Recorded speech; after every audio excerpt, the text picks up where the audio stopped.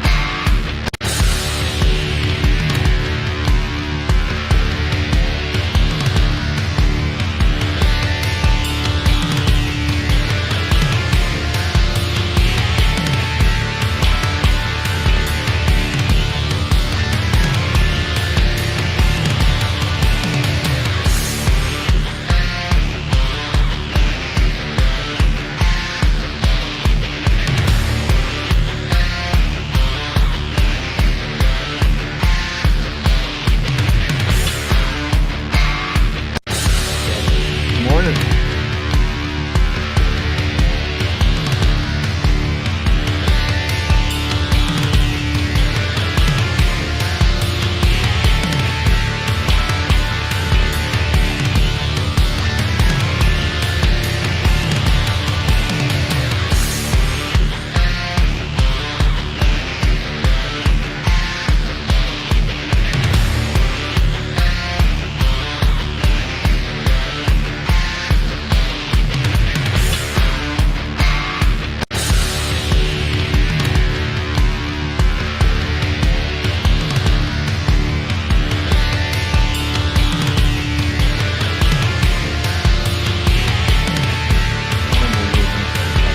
Unbelievable.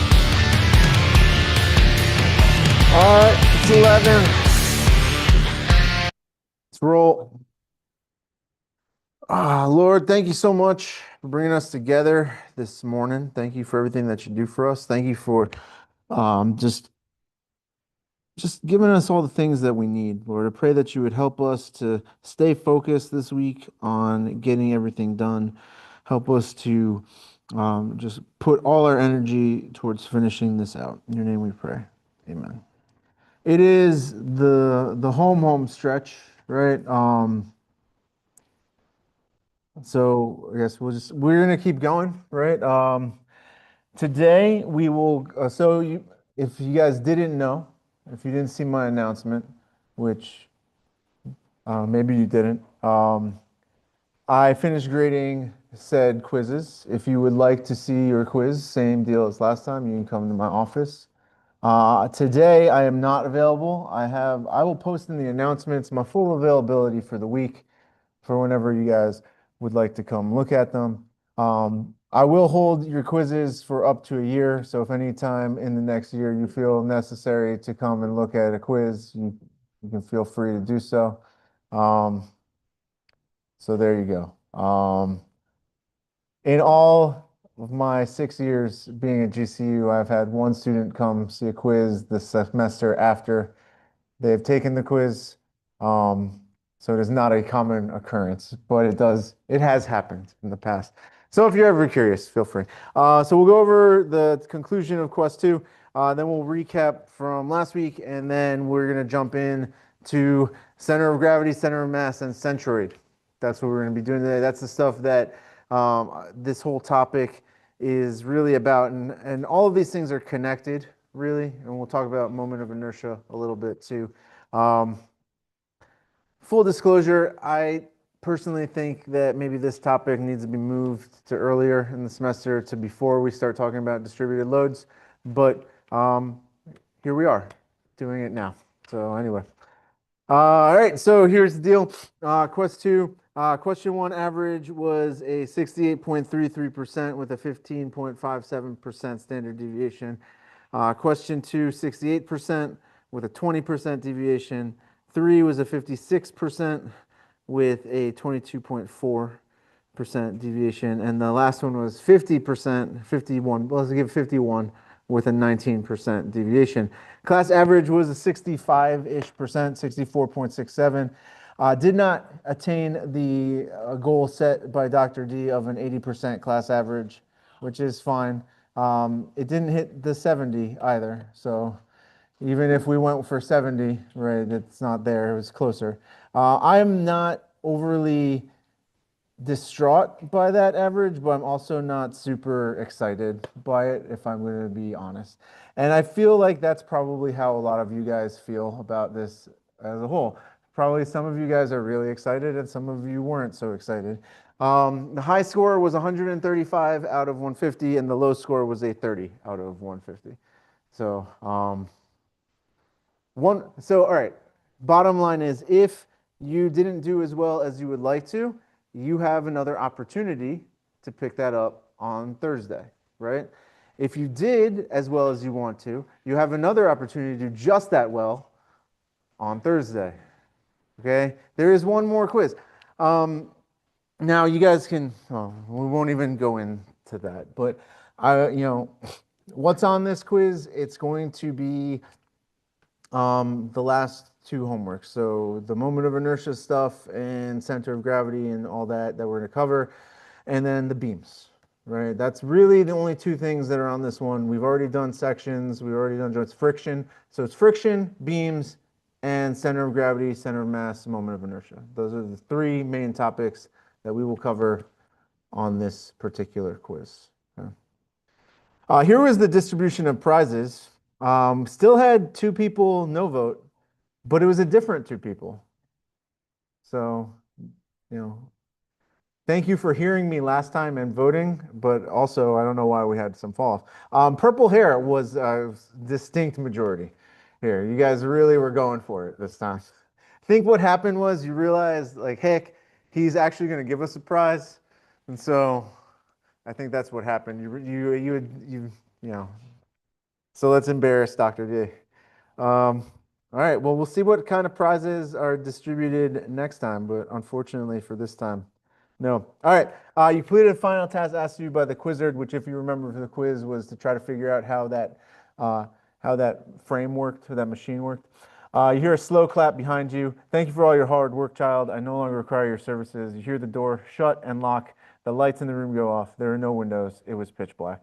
Hours, maybe days passed while you sat in darkness. Finally, you heard the door unlock. A team of AVL agents swarmed the room. Lucy walked in, looking dour. I never thought you would turn on us. Don't say anything. We've already seen the video.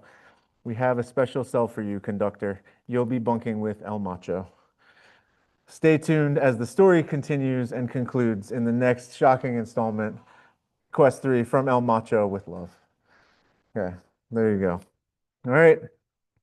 Same time and place as usual, Thursday, the 19th. All right, last time, friction. Friction was the main sticking point, pun intended, of last class. All right, and yeah, I mean, it's basically the only thing we talked about. So the big ideas with friction are thus. First, friction opposes motion, right? And so we have essentially, up until this point in our engineering careers, been living a lie where we just ignore things that we don't want to deal with, right? And as every good therapist will tell you, that is not how you should go through your life. You can't just ignore the things that you don't want to deal with and bottle them up, because that causes bad things to happen later. All right, so there are certain times when they go fine, and we can get a really good estimate of a system with ignoring friction. But if we are trying to nail down, like, how much work a system has to do, or how much heat loss are we going to expect from motors and things like that, right, then friction becomes really important. Friction is a way for us to change mechanical energy into heat, right?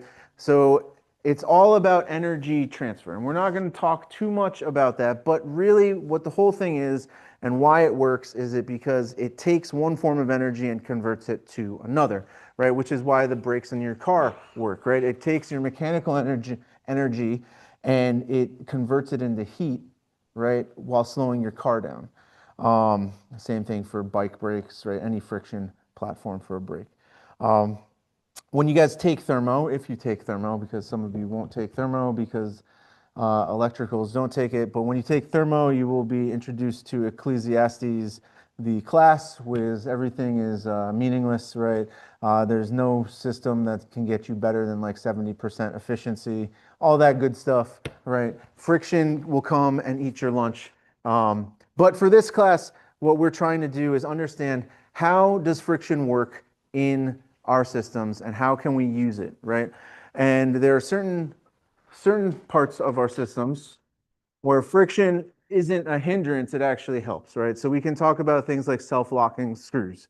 We can talk about how um, we can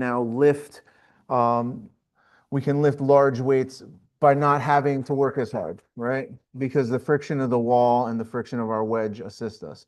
Friction can sometimes help, it doesn't always have to hurt. So the whole point of this is there are three static conditions that we kind of, well, when we're doing a statics friction problem, it's different than a dynamics friction problem, right? A statics friction problem is essentially asking how much force can I push on this before I start moving this thing, right?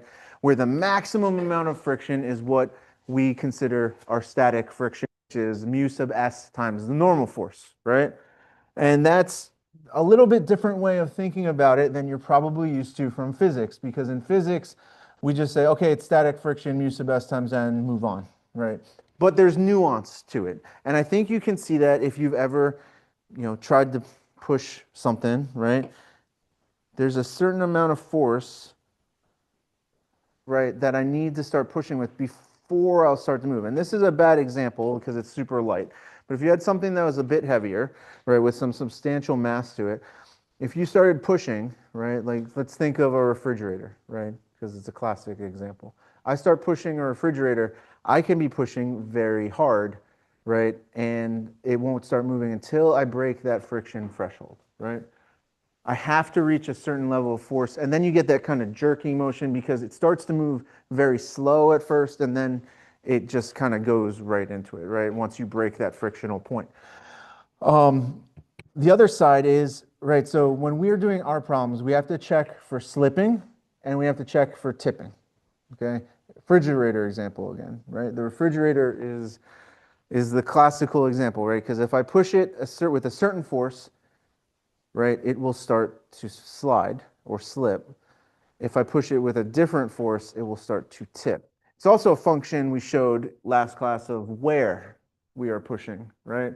Where with respect to the center of gravity. I think you guys can see that too. If you were to push towards the top of a refrigerator, you would much more easily tip, right? As opposed to pushing towards the center of it, then you would much more easily slide, right? And that's a function of creating moments and whatnot. Okay. But from a static point of view, right, we do our equilibrium analysis like we always do, but we have to make some assumptions. And we'll talk about those again in a second. I have them up I have slides for them. Friction in belts. Friction in belts is the same as friction on a surface, okay? You have to remember that friction is just telling you how much force there is between two different surfaces, right, that are moving against each other. That's it. So let's take a belt. And I know belts look, we don't like it because now, well, I have to think about a frictional moment. Okay. It's just a force. It's the same as a frictional force, right? Think about it, right? There's some inertia inside of a system. There's a certain amount of force that you need to apply before something will move, whether that's rotational or translational, right? There's something. You have to reach a threshold before motion is possible. If I have a belt and I start running this thing, if it's not a nice smooth connection between the belt and the pulley or rotor or whatever we have on the other side, you can get slipping, right? You can start to skip on there. That's going to create an additional frictional condition, right? Friction is, and I know what confuses people is, well, there's an exponential relationship between, no one's going to ask you to derive that equation for any reason in this class. When you get, or when, if you ever decide to go for a master's degree in mechanical engineering, you might have to take another dynamics class. And in that dynamics class, maybe your professor says, okay, well, you know all those fancy kinematic equations and stuff and Newton's laws, those are all great, but you're not allowed to use them, and you have to make up all of the equations of equilibrium from scratch for every problem. We don't have to do that. We are going to use those, okay? And that's a fun class for sure, to be sure, but that's not the point of this class. The point of this class is to get you guys comfortable with it. So how do we approach these problems? The same way I approach every problem. We do a free body diagram. We draw all of our forces, except this time we cannot neglect friction, right? So friction goes on the free body diagram. Then we have to make an assumption. The first assumption that we typically make is that, okay, we're going to assume that this is slipping. If it's slipping, we set our frictional force equal to mu sub s times n, and we just go for it. We go, right? We do our entire, we do our whole equilibrium analysis, sum of the forces x, sum of the forces y, sum of the moments if necessary, right? And we figure out what that friction force is. There's different classes of problems. We'll go over those again. I will do another belt example. Well, I will do a belt example, not this class, but next class, because that's reasons. We're going to do it next class instead of this class. Okay, but I will do a belt example for sure. The belt ones are tricky, but here's the thing, and some of you guys might not like this. If you zoom in close enough in a belt, it's just flat and it's just regular friction. Okay, if you it's the same reason why I know that the Earth is flat, right? Because it's just right here. This is flat. Yeah, no, nothing. All right. So let's do this. Is there anything else right now? Because I have slides that we're going to go through on more as a recap on friction because I was kind of anticipating this anyway. Does anybody have any urgent questions regarding friction right now? No, nothing. All right. So problems involving dry friction. Remember, we are going to be talking about dry friction, not wet friction. The difference is we're going to assume that we do not have access to WD-40, and so nothing will be sprayed in this. It will all be just dry friction. A fun aside, one of the hardest things to model mathematically is what we call galling. Do you guys know what galling is? No, it's not the guy from The Hobbit. I don't know why you would try to mathematically model that, but cool. No, it's when you have two metal surfaces that are sliding on each other, and it creates a special kind of friction called galling.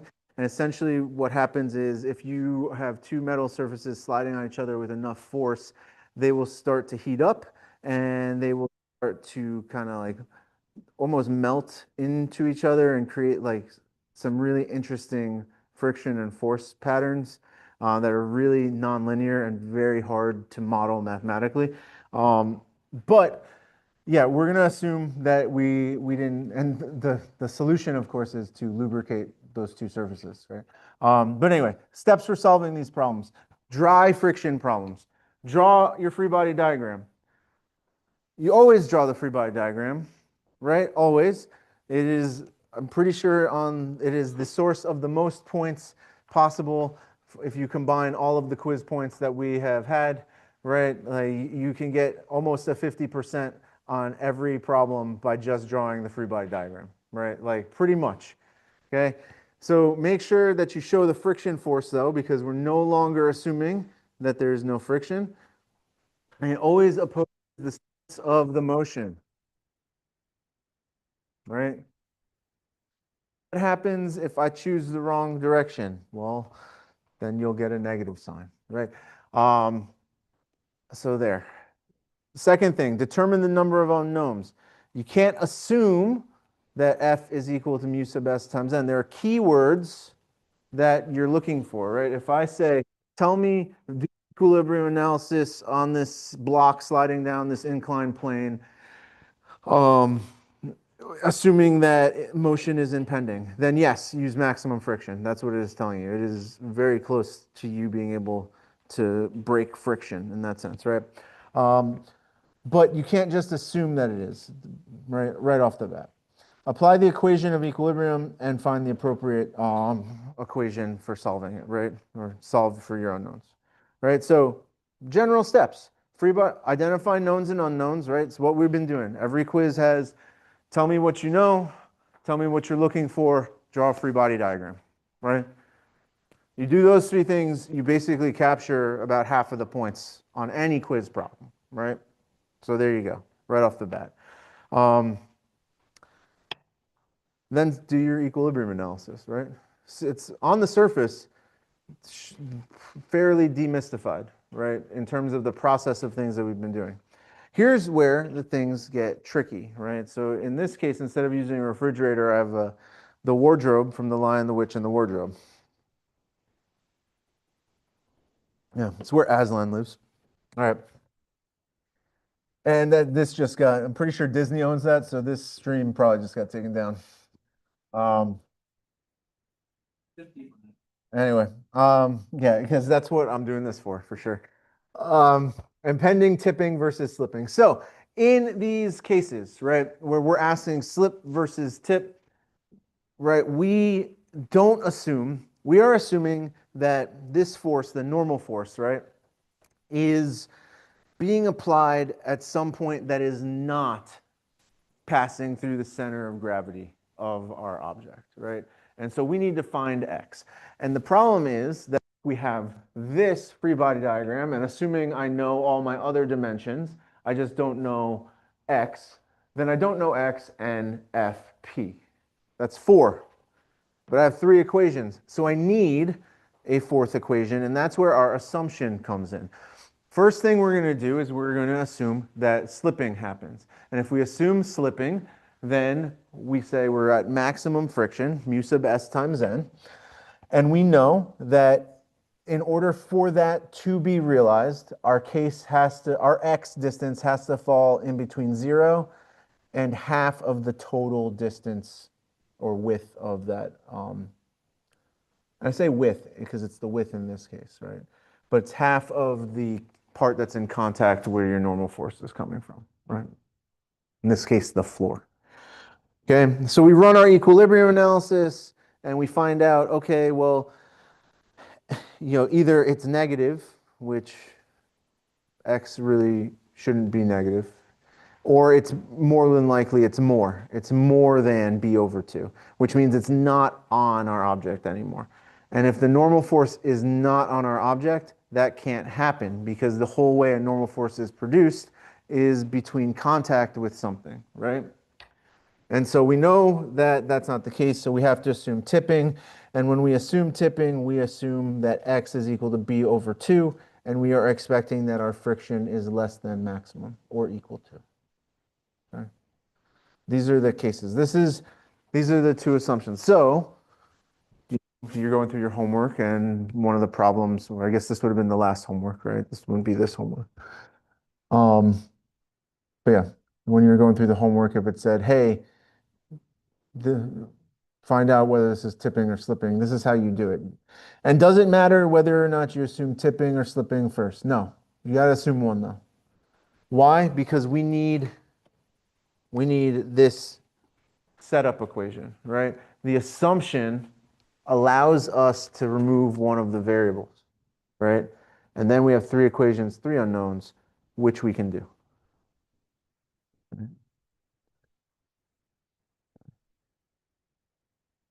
All right. Questions on this? I would definitely recommend writing this down for sure, or faux show, whichever one. No, nobody says that anymore. All right, it's fine. I do all the time. It's fine. If I was worried about what people thought that when I said things, I would say far fewer things. Yeah. I try not to think. It's fine. These guys. Okay. I really do think though that the TikTok channel Dr. D circles things in PowerPoint would be a huge hit. I do think so. So maybe that's a summer B project for me. Yeah, so You might, anyway. Okay. All right. Any questions on this? Why we're doing this? Right. This is an interesting idea, right? Because if left to our own devices, I would certainly, if I would just be like, all right, well, this is going to be in the middle, sum the forces, right? Let's go. And that's a different kind of problem that we can do, and we'll talk about that in a second. This is specifically asking, are we slipping or are we tipping? Okay. Are we slipping or are we tipping? I want you to notice something about slipping versus tipping. Notice that the condition for slipping is that we get closer and closer to tipping as we move that normal force out because it creates a moment, right? We start to create an imbalance of our rotations, which is why it would start to tip when we get too far away. What other kinds of problems can we do? Well, there's these kind of problems where we're going to assume that the normal force is acting through the center of gravity, right? And, maybe we know all the applied forces and we know the coefficient of static friction, right? Which we've talked about last time, right? Friction is just a measure. Friction is surface to surface dependent, right? And so there's tons of tables where people have done this, right? I was on a job interview once for, this is very relevant, by the way, for when I was working accident reconstruction. And they were working on this case and they asked me a question. They said, um, we had this case where this little girl was unfortunately hit by a car and she was eating ice cream and her ice cream flew through the air and then rolled on the ground X amount of distance. How could you determine the coefficient of friction between the road and the ice cream cone? That was the question that they asked me, which I don't think you needed the setup for, but that's fine. Um, and so, yeah, how would you do that experimentally? Well, you'd roll the ice cream, right? And you would see how far it went, and you would figure out how much normal force there was, and you would do all of this stuff to try to figure out what your static and your kinetic coefficients of friction were. Anyway, determine whether the body will remain at rest or slide. So in this case, they're asking you, is this moving or is this staying still? Little bit of a nuance between is this slipping or is this tipping, right? This is just whole hog going for it. Like either it's not moving or it's moving. Slipping and tipping are two different things, right? In that case, we have another set of criteria that we can meet, right? Where if the pushing force in the direction of our friction force is less than maximum, right, then it's at rest. Otherwise, it's not at rest. Right. The other case that we have is all of our applied forces are known. Motion is impending, right? So there's that key word, motion impending, meaning that we have maximum friction.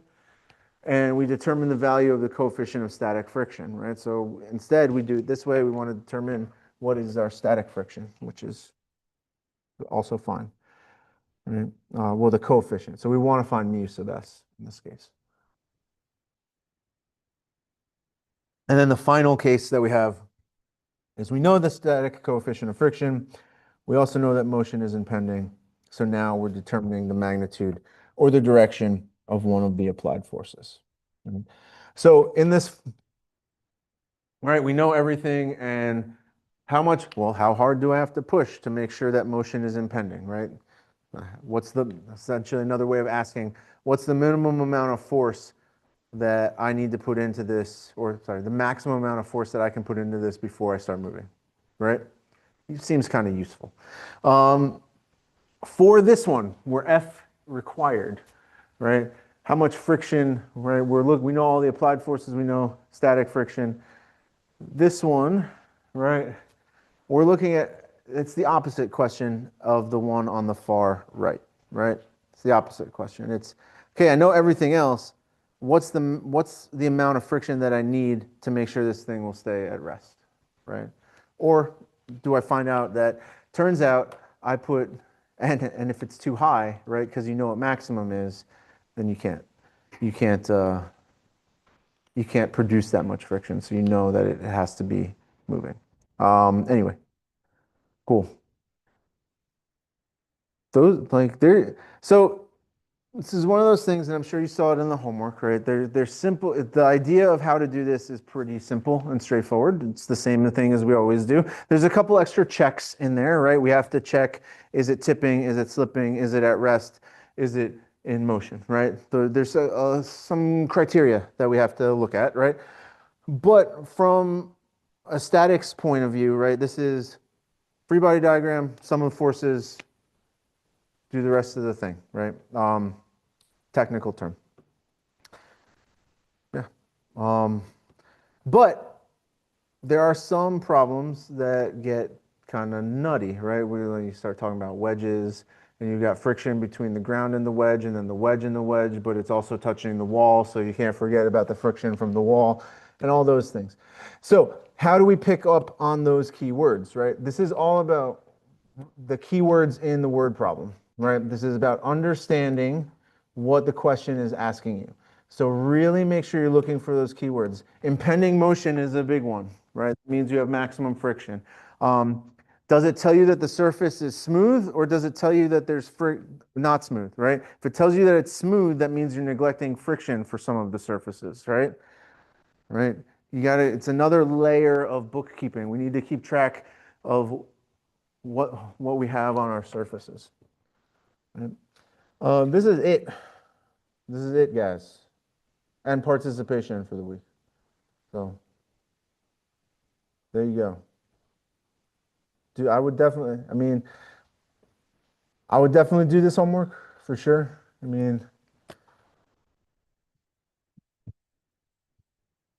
Um, if you haven't done any of the homeworks to this point, why start? No. Um,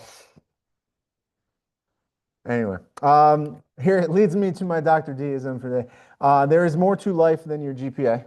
Okay, I know, having been in your shoes, I know that sometimes that is hard to believe, and it's easy. You're like, it's easy for you to say, Dr. D, nobody cares about what your grades are, and that's the point. Nobody's gonna care after you get out of here, right? You care now, right? You care very much now, maybe, and that's fine. But you know what the difference between me and the guy who got a 4.0 out of college was when we went to work at the same place after college? He got a little bit higher salary for the first 6 months, and then performance bonuses kicked in, and everything was square. So 6 months of earning potential over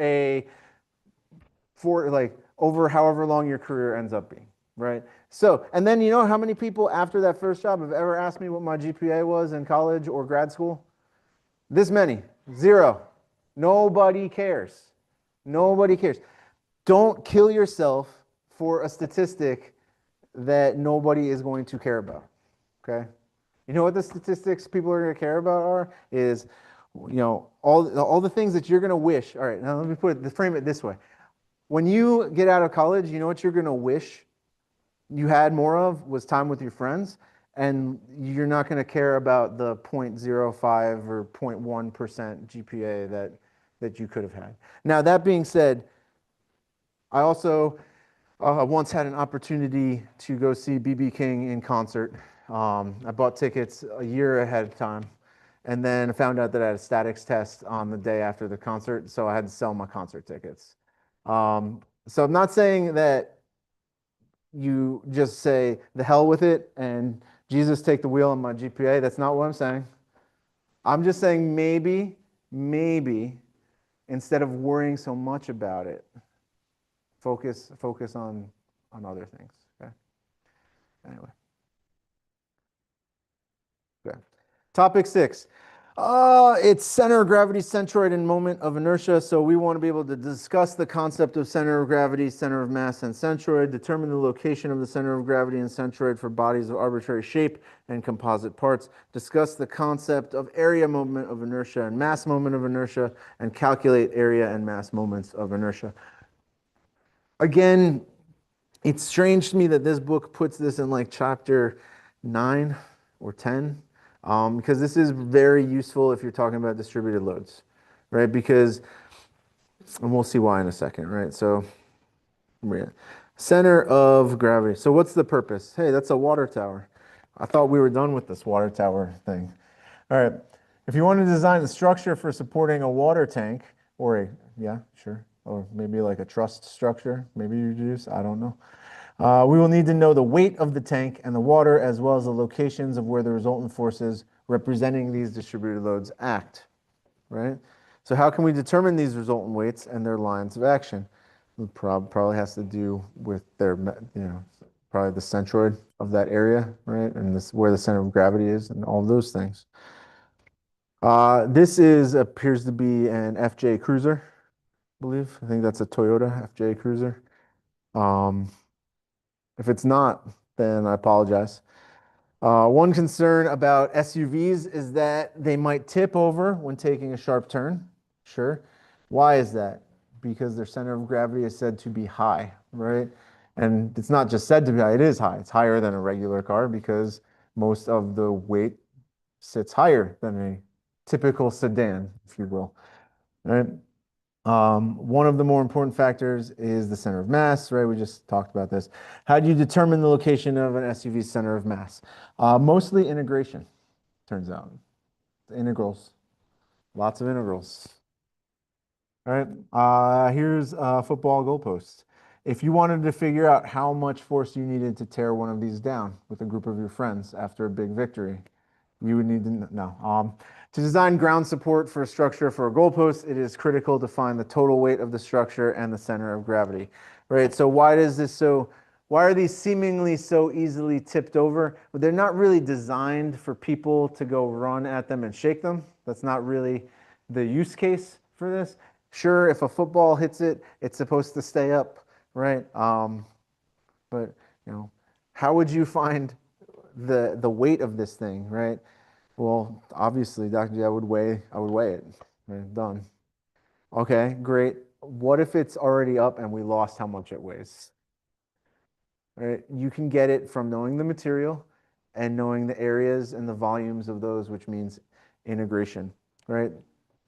Okay, so here's the whole idea, right? And we'll start with center of gravity. I think center of gravity is pretty intuitive. You probably all have a pretty good grasp on it already, right? So I have some body here, my blue water droplet, right? It's composed of an infinite number of particles. I mean, debatable, debatable. I mean, I would say there's a finite number of particles in any rigid body, right? I mean, you talk to particle physicists all you want about it. Like, I'm pretty sure, with our current knowledge, it only breaks down so far, right? But anyway, there's an infinite number of particles, and so the body is located within a gravitational field. Then each of these particles has its own weight, right? So, okay, breaking it down, right? If we break all of the molecules down into base atoms, we're not going to go further than that, right? Every atom has a weight if the periodic table of elements is to be believed. Yes? Right? And so essentially, every single particle that makes up your body contributes some portion of the weight that is the total body, right? And so if you were to break down, this, I mean, this is how it works on Star Trek, right? If you're going to deatomize somebody and reatomize them in a transporter, which is, if you think about it, super scary. And like, it is. Every particle that you want to put back together has a weight, right? Same deal here, same deal here. Every little piece of this has a weight. But then why does the doctor tell me that I weigh this much? Just one number, right? Shouldn't he tell you all of the numbers that are aggregated together, right? And furthermore, where do we think that that weight resides, right? Well, it turns out it's a distributed loading, right? It's a distributed loading, and the center of gravity is the point for which all of our resultant weight for that system resides, or we say that it resides, right? The other example is, right, like if you go, if you were to cut off your leg, your leg still has weight, right? I mean, anyway. So here we are, right? So instead of saying that we have this whole distributed load, we just consolidate everything at G. G is the special name for center of gravity. Sometimes you'll see it just with a dot, and sometimes people will draw it in a special, some people will go like, you might see it drawn like this, right? To indicate that that's the center of gravity. Uh,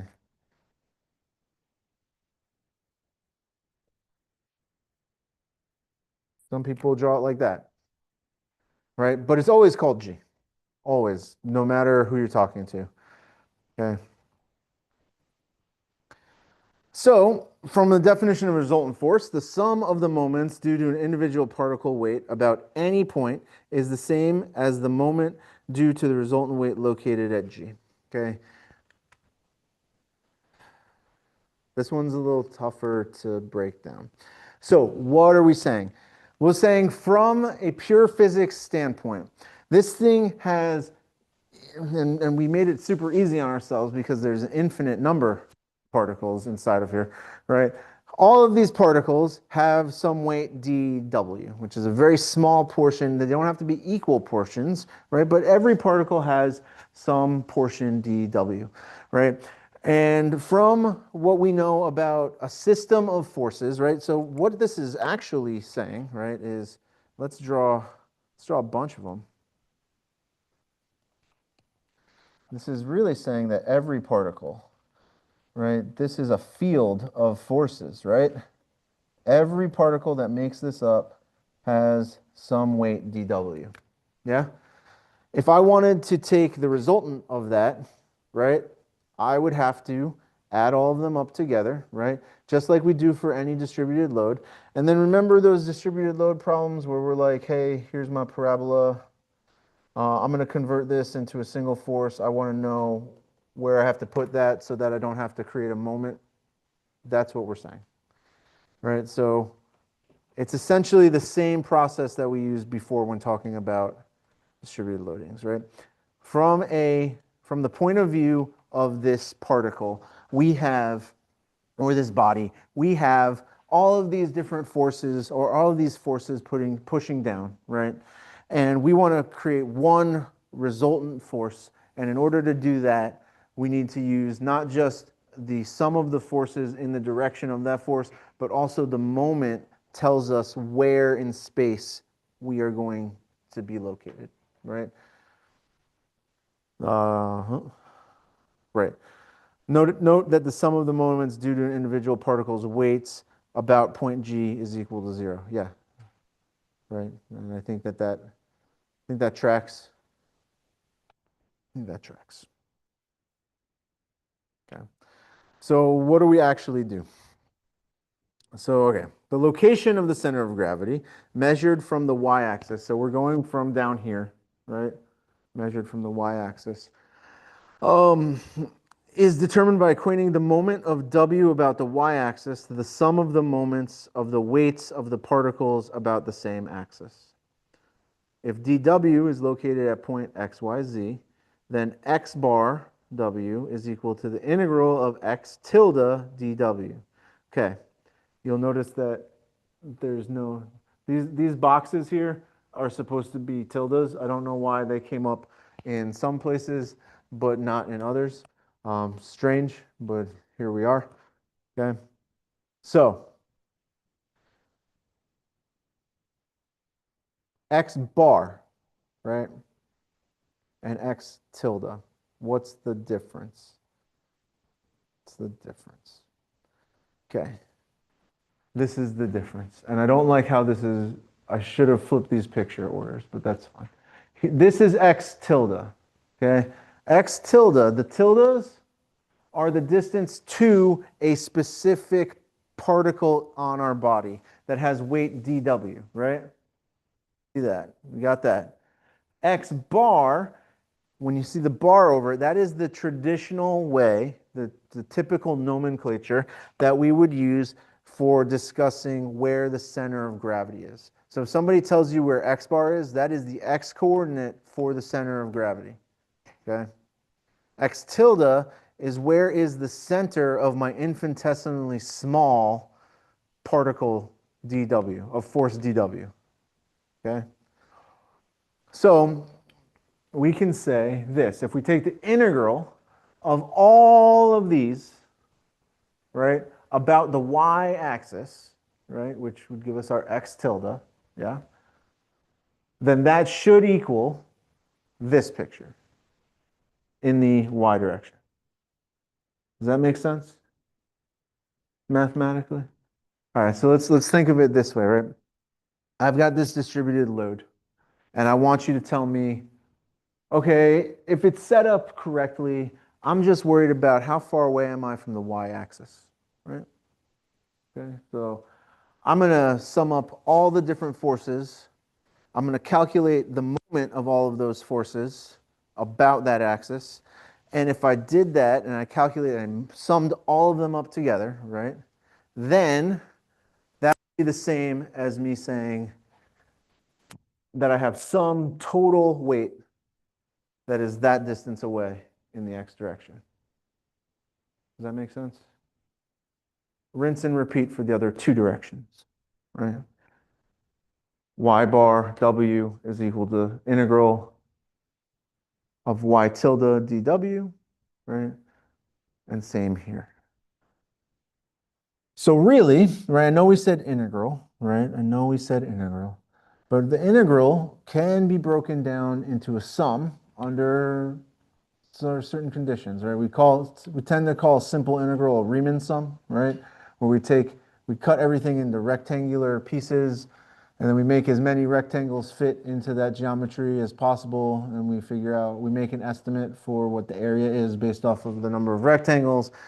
And all the integral does is really says, well, if I made, and the smaller I make my rectangles, right, the better my approximation becomes. That's really all that's doing, right? It's doing a Riemann sum here. The important part is this in the blue box, right? So if I wanted to get the location of x bar, y bar, and z bar, then I need to do these things, right? Notice that I did a little algebra on this, right? So it's the integral of x tilde dw over the integral of dw, which would just be w, right? Like, I don't know why, but that's fine. Because we wanted it all to be an integral. Okay. Think another thing. Well, anyway, we're going to go through it, right? So what about center of mass and centroid? Well, turns out that you find center of mass the same way. Instead of using the weight, you just use the mass. Well, what's the difference between the weight and the mass? Another way of thinking about this is I just divided the whole thing by gravity. Right? If I divide by gravity on both sides of this equation, up, yeah, then I get mass, right? I think that's an easy one to see, right? And so use the same equation for center of mass. Now, do center of mass and center of gravity always line up? No. That is a function of really the density of our materials and whether or not we have homogeneous materials or not. So if I have a composite body that's made up of two different materials, I might not have center of mass and center of gravity in the same spot. I might not. It's not a given. So most of the time, yes, but not always, right? Similarly, if we wanted the centroid of a volume, the centroid of an area, the centroid of a length, we would just repeat this process and we can just sub out W for all of whatever variable you want, right? Those are the most common, right? You'll either find the centroid of a volume, the centroid of an area. You'll very rarely find the centroid of a length, but you could if you wanted to. The thing about the centroid of a length is that it's just typically halfway. Right? It's not, you don't really need to do an integral for that, but you could if you really wanted to. Area and a volume. We've done that before for an area, right? We've been doing that. We find the centroid of an area a couple of times when we do it for a rectangle and a triangle, right? We haven't done it for a volume, but certainly we could do that as well, right? That seems pretty useful. I want to find out where the center of a volume is, right? The geometric center. Remember, when we use centroid, it is specific to the geometry, right? When we use mass or weight, that's specific to those variables, right? They should just call it center of geometry and then be done with it. Rolls off the tongue. Yeah. All right. We've talked about centroid before. We had to talk about it in order to discuss distributed loadings, but here it is again, right? So all right, G is our center of gravity. Center of mass doesn't have a fancy letter associated with it, okay? It doesn't. Um, C is our centroid. So it's going to be the centroid of our area or the centroid of our volume, right? It's the geometric center of an object, right? So center of geometry. I will accept that. If you guys want to call it center of geometry, I'm cool with that. Fine. Write my own textbook just to be different. The centroid coincides with the center of mass or the center of gravity only if the material of the body is homogeneous. This is what we just talked about. Same deal. So center of mass, center of gravity, and centroid could all line up, but they don't have to all line up. Okay. If an object has an axis of symmetry, then the centroid of the object lies on that axis. I think that makes sense intuitively to everybody, right? So if I have some shape and it's symmetric about the x-axis, then my centroid has to be somewhere on the x-axis, right? If I have a square, that's why on a square it's symmetric about both the x and y axes, so it has to be dead center. Same with the circle, right? Something like something like a triangle, right, doesn't necessarily have symmetry, right? And so that's why it doesn't have to be right in the dead center. Okay.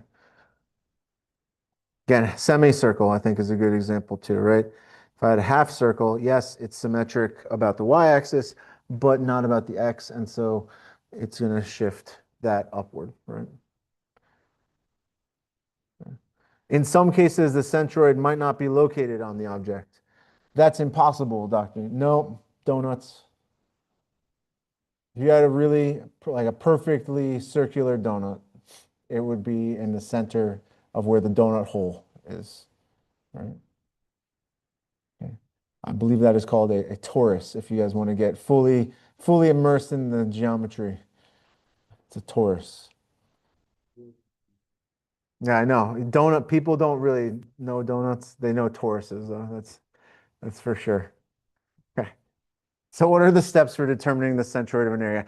All right, if you're going to determine the centroid, if you're going to determine the center of gravity, if you're going to determine the center of mass, if you're going to even determine the moment of inertia, which we will do later, probably tomorrow, right? If you're going to do any of those things, is really, you're going to feel like this is not a statics problem. Because there's no sum of the forces, there's no sum of the moments, there's none of that. This is purely a geometrical exercise and in a sense, right? So first we choose an appropriate differential element, dA, at a general point xy. So just cut that thing up and pick some differential element, okay? Generally, if y is easily expressed in terms of x, like y is equal to x squared plus 1, then we'll use a vertical rectangular element. And if the converse is true, then use a horizontal. So if you get an equation that y is equal to x squared, probably use vertical elements. And if you get something like x is equal to the square root of y, then I would use horizontal ones, right? There you go. Does it really matter? No. You can do it either way for any orientation in any geometry. Choosing horizontal or vertical doesn't matter. But it makes it a little easier if you apply that rule, right? And then express dA in terms of the differential elements dx or dy. Okay, that sounds weird. All right, step 3. Determine the coordinates of x tilde and y tilde of the centroid of the rectangular elements. Right, so I picked some dA, right? Let's Let's draw it. Let's draw it. Well, first, let's go back. So first of all, we're cool, right? So like, let me make up some function here, right? I don't know. Let's say here's my y-axis, here's my x-axis, and I've got this function here. Y equals x. It's a crazy function. Y equals x. Well, I can use horizontal or vertical for this, doesn't really matter. But I need to identify some differential element, and I will define it here. This is going to be dA. Okay? So far we're tracking, right? I've done the steps here. Because y is equal to x, I used vertical, but you could be like, but Dr. D, x is equal to y, so why don't you just use the other one? Again, doesn't matter. It does not matter. You can do it however you like. What does matter is that we're going to apply step 3. Step 3 is determine the coordinates of x tilde and y tilde of the centroid of the rectangular element in terms of the general point x, y. Okay. We'll do another example. We'll do an example of this more in a second, but let's keep going. So what was x tilde? What was that? When we're asked to find x tilde, what is x tilde? Yep, it's the x coordinate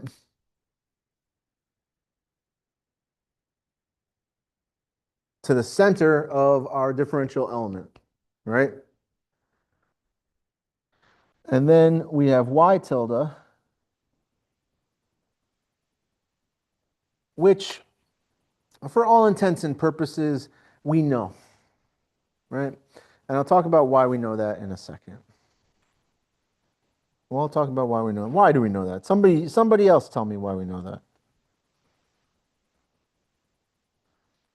I would like to make this bigger. Let's see if this will work. I'm very scared about this. Oh, hey. All right. Technology for the win. Okay.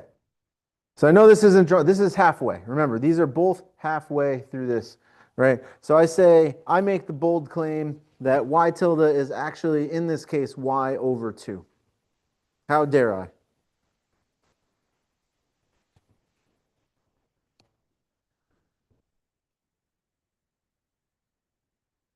Kind of. So it's a rectangle, right? Where is my left corner of my rectangle?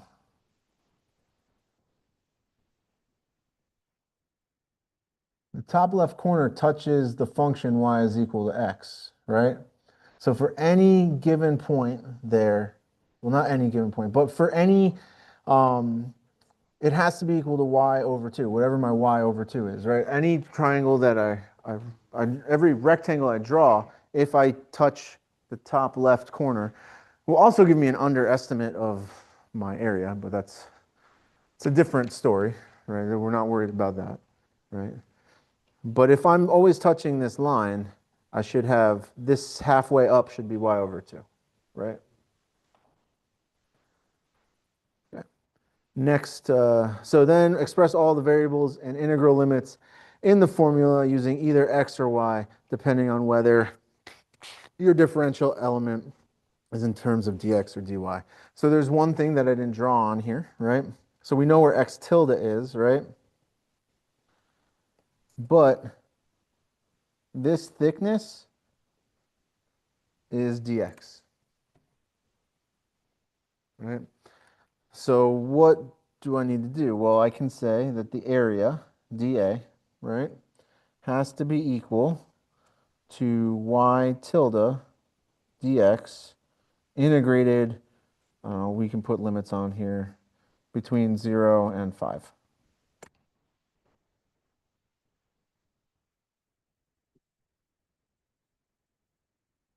Okay, cool. Let's actually do an example and we'll walk through one. How about this one? Given the area as shown, find the centroid location. Y is equal to x cubed.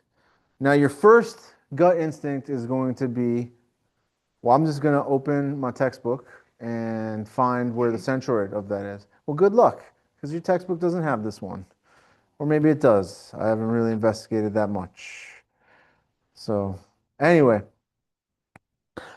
let's go through the process here, right? So, all right. We're going to follow our steps, right? So step one. Oh, no. Step one, choose an appropriate differential element. Okay.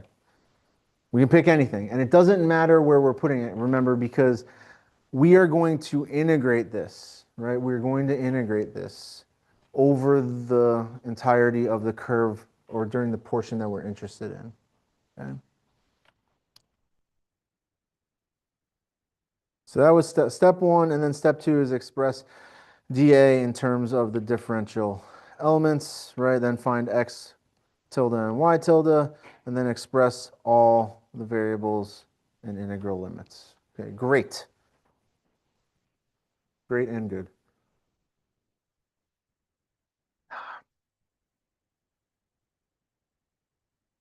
Okay. So here we are. Step one. Right, so we're given y in terms of x. It is very easy for us to relate y to x in this case because x is a cubic, right? And so we're going to choose a vertical rectangular strip instead of a horizontal rectangular strip. Now, you could choose the other one, and that's fine. And you're just then need to work with the cubed root of y for x, which is less fun to work with, but certainly workable, right? So we'll draw our differential element. So here, this is going to be my differential element. Okay. So I know that that makes it look like it's x cubed times dx. And I apologize, it's just dx. It's just showing that that's giving you the equation for the line. Y is equal to x cubed. All right, notice our x bar is equal, or our x tilde is where we set it up last time, right? When I just drew it, right? It goes to the center of our area.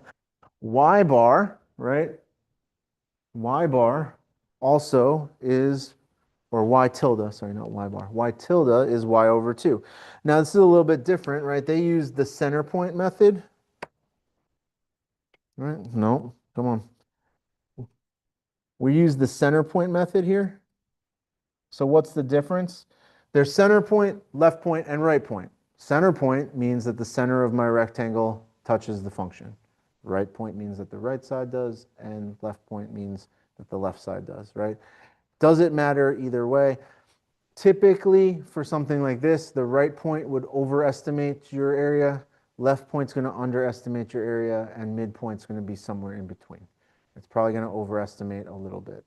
But that's fine, and we'll deal with that as we go, right? It ultimately doesn't matter because we're not really doing the Riemann sum here, right? So,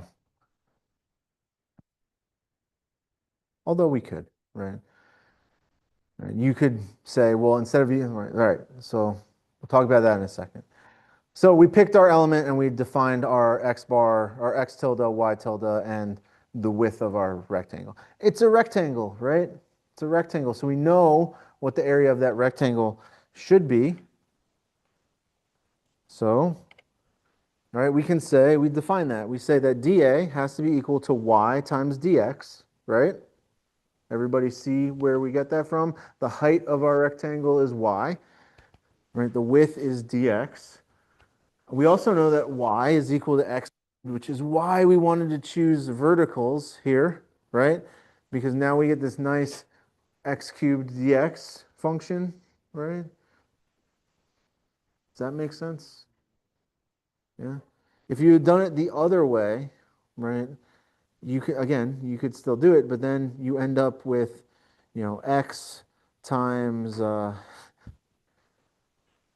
x times dy, which would be the cubed root of y times dy, which is less, I mean, in this case, it's not that big of a deal, but it's less, it's just more of a, it's not as easy to integrate. Right? We already set this up, right? X tilde is equal to x. Remember, that's just the distance to the center. And y tilde is equal to y over 2, or since we're saying that y is equal to x cubed, x cubed over 2. Now, and this is just the setup. We want everything in terms, so essentially we're setting up an integration, right? And so we want everything in terms of x because we're differential in terms of x, right? And since this is just supposed to be easy, it's not supposed to be like partial differential equations. This is supposed to just be like Calc 1, like vanilla. I'm going to integrate this thing. Don't make it harder, right? Keep it simple, static students. Um, okay, so that's step one, right? We've got this. We're all good. Everybody's cool with how we developed this. Yeah? Any questions on this? No. Okay. Gut feelings before we move on. Where do you think, where does your gut tell you the centroid of this should be?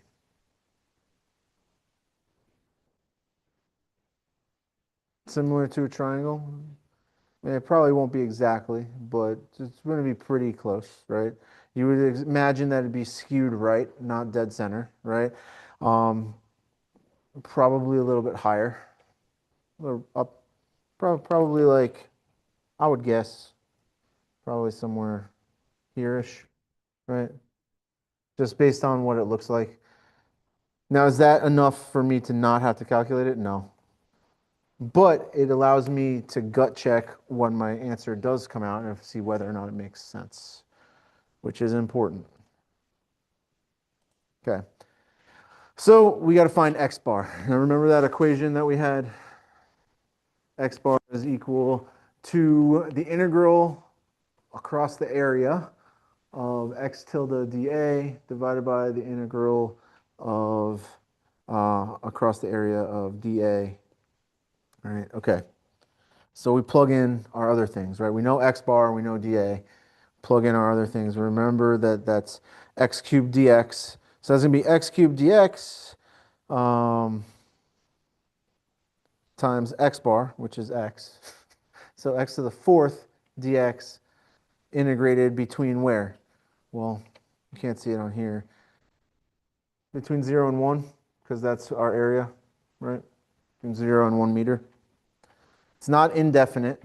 We definitely want to use a definite integral here, right? Okay. So we can plug these things in, right? Now, I think it's pretty obvious, but we would have x to the fourth. If we integrate that, right, that becomes 1/4 x to the fifth. We evaluate it between 0 and 1.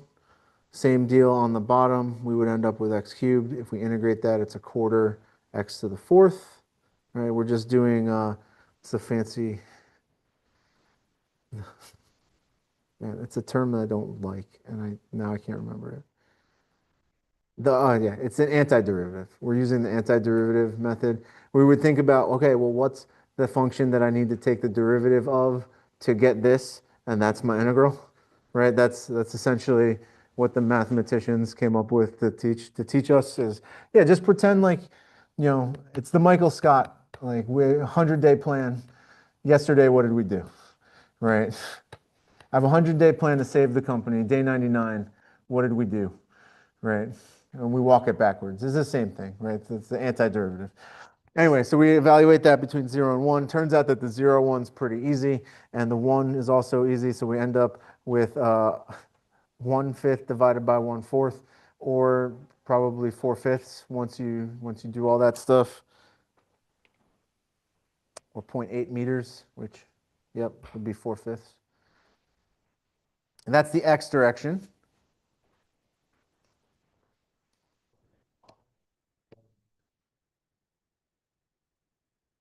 Yes.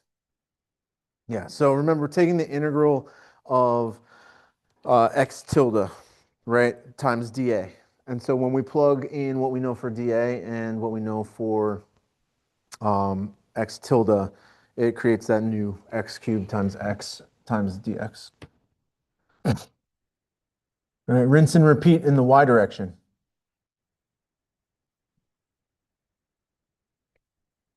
Okay, we didn't define y tilde. Yes, we did. We did. Y tilde was x cubed over 2, right? Because y tilde is y over 2. So it's x cubed over 2. Remember? Remember when we did that? Remember? We did it over here. It's right there. It's there. Right here. Ah, not there anymore. Look, it's right here. We did that. Y tilde is y over 2, which is x cubed over 2. All right, dA is still x cubed dx. Right, so that's this one's gonna be weird, right? It's actually she's gonna be somewhere down here. So it's not the full, it's not a third, right? We already know it's not a third. It's a little bit more. It's zero point 0.8, right? It's 80% of the way over in the x. And judging from this, it's probably gonna be pretty low sitting over here, right? Why would I say that? Because just looking at this, I'm going to have x to the ninth. And x to the ninth, when I take the integral of that, it's going to be pretty tiny.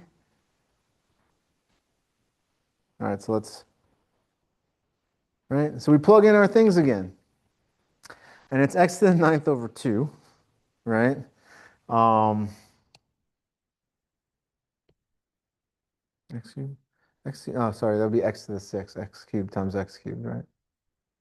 Because you add them, when you multiply the exponents, you add the exponents. Either way.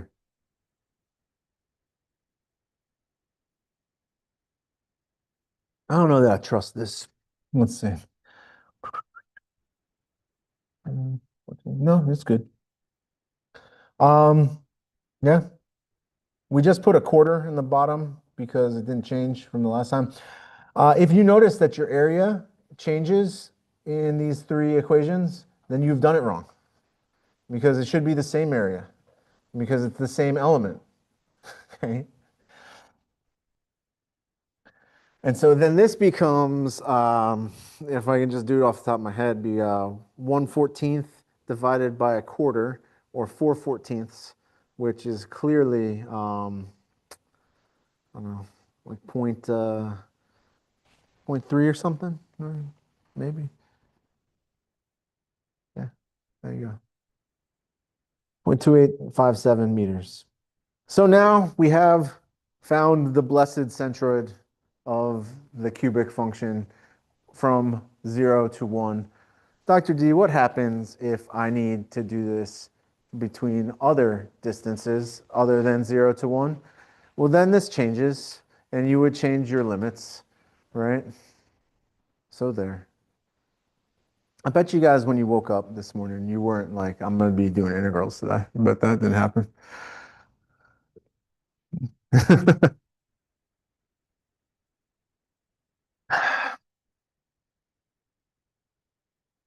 All right. Cool. Okay. Questions on that? That's the process. What happens if this is in 3 dimensions? Well, that's not an area. That's a volume. You should do the same thing, right? You define your X bar, your Y bar, your Z bar, right? You do the whole thing. You just, it's, you do it again. There's easier ways to do it in a volume, and we'll talk about that in a little bit. Does the integrand have to be in terms of X? No, it can be in terms of whatever you want it to be. It can be Y, it can be in terms of Z. All right. You can look at example 9.3 in your textbook for this, but we can also look at this one. What happens here? Right? Notice we have the shape associated with a horizontal rectangle strip. We did horizontal here because y squared is equal to x. Right? Y squared is equal to x here. Now, here's a fun fact. You should be able, you should be able to get the same centroid whether you use horizontal or vertical strips. It doesn't matter. I'll say that again. Whether you're using horizontal or vertical strips, you will get the same centroid. That's it. So we want to find dA and x tilde and y tilde, which I don't know why you Anyway, we're gonna do that. We're gonna do those things. So what do we do? Well, first thing is we have to define our differential element, except that we're already showing a differential element on there. So we should probably just use that one. I think that would be a good one to use. So I'm going to use it. What do I have here? Well, I know that this height has to be equal to dy, right? And then y tilde is that, which is not y over 2. It's just going to be equal to y. Oh, man. And then we're going here. This should be equal, this x tilde should equal x over 2, which we will also call y squared over 2. Yeah, maybe, probably.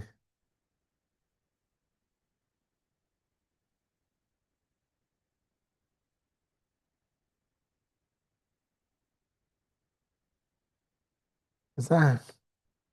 Okay. So what's the differential area? All right, let's do this. All right, so here we go. That's just what I drew, right? It's kind of what I drew. So for me, I don't know, I would probably pick an element closer to the bottom. But again, it doesn't really matter, right? We know dy, we have y tilde going all the way up. We have x tilde from the y-axis over, and that's going to be x plus a little bit, right? Depending on where we go. Right? You can see that. If you pick it down here, then it's just x. Okay. So differential area. Let's start there. That one seems like be a good one for us to have, right? We have x times change in y, right? X times the change in y, or y squared dy. All right, everybody on board with that area? Is that cool? That's that cool? That cool. Okay.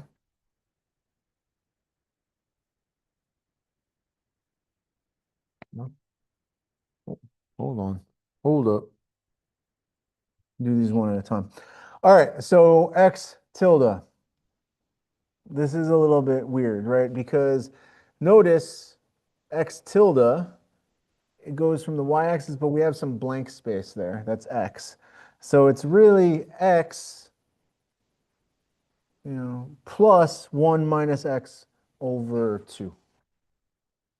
Okay, so that's weird. Let's talk about that. There's this blank space. So if I just use x, right? Let's say I defined, as I did, this whole distance as x instead of this distance as x, right?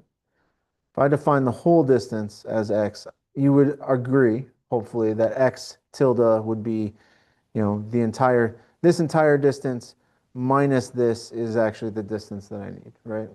So um, x tilde minus x, right? It's divided by 2 because it's the midpoint of the entire rectangle, right? And so we end up with this, and then we plug in x for y right here. So this one's a little bit trickier, not because it's harder because of that negative space, right? And I would argue that I would probably still use verticals in this case anyway. I understand that the book is trying to make a point and saying, hey, you can totally use horizontals for certain ones, but 601 have again, you should get the same answer regardless which one you use. Okay. And then the y tilde, that's not y percent. Again, for some reason for this one, it didn't like tilde and gave me a percent sign. It's just equal to y, right? This one is, this is what it is, right? It's just going to give you the y out. Okay. That's what we're asked to find. We're asked to find the area, x tilde and y tilde. Done. But I want to find the y bar and x, and then you got to put that in that equation. And you can do that. But we're not going to do that right now for reasons. Mainly because I don't want to.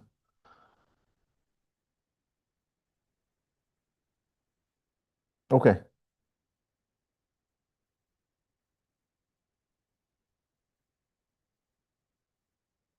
As a matter of checking, what if I had this right there, right? I want you to see something. If this was my differential area, this would be dx. This distance would be x tilde. This would be y tilde, right? So if we do the same thing, we get dA is equal to y times dx, right? Yeah? Yep, that's looking pretty good. But y, remember, y squared is equal to x. So square root of x is equal to y. Or x to the half dx, right? Here's our area. X tilde is just equal to x, and y tilde is equal to y over 2, which would be the square root of x over 2, and then off to the races. This should be the same, should give you the same centroid as the other black equations that are on there. Should. And by should, I mean it will 100% give you the same centroid. Otherwise, everything I know about math is wrong, and I should re-career into something else. Right? So again, I just wanted to show you that because I don't want you to feel like you have to, if this horizontal one doesn't make sense to you, use the vertical one. Doesn't really matter. Right? If we wanted to be super awesome, we could do Riemann sums for this, but we're not going to do that right now. Does everybody know when I'm saying Riemann sums, does everybody get what that means? Yeah? Yeah. So essentially, what it does, right, is if I take, let's say I have a bunch of these centered, right now, let's say I want to do this with 10. I want 10 rectangles over 1 meter, right? So they're a width of 0.1 meters each, right? So instead of me doing this differentially with a differential element, I know what that is, right? And so I know the center point's going to hit at y, right? Because that's what I intended by that drawing. So let's go back to a pen. So if you were asked to get the Riemann sum, right, and I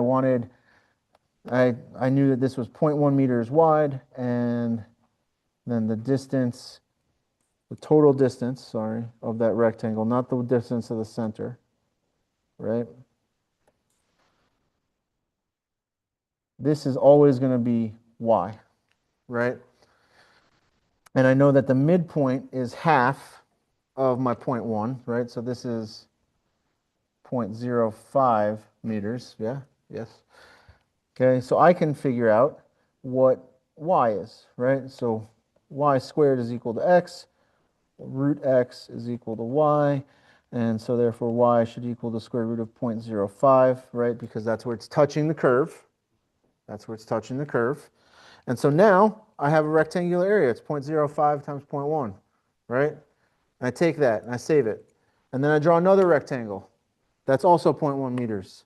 And I see where that touches. And I figure out what that rectangle's area is.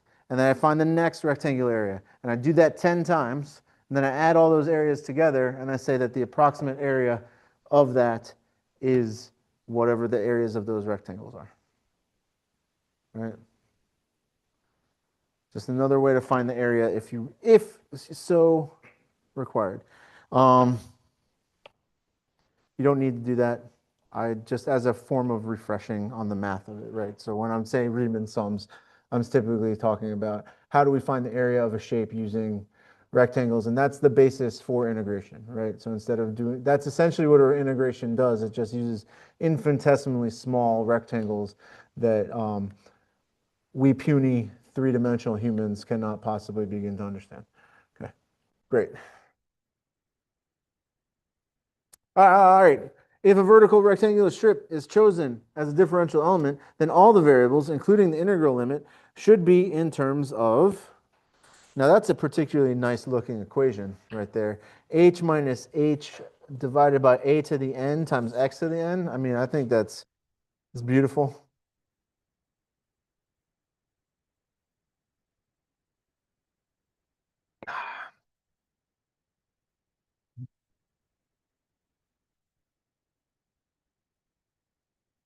What we got? We're using rectangular strip, or yeah, we're vertical rectangular strip.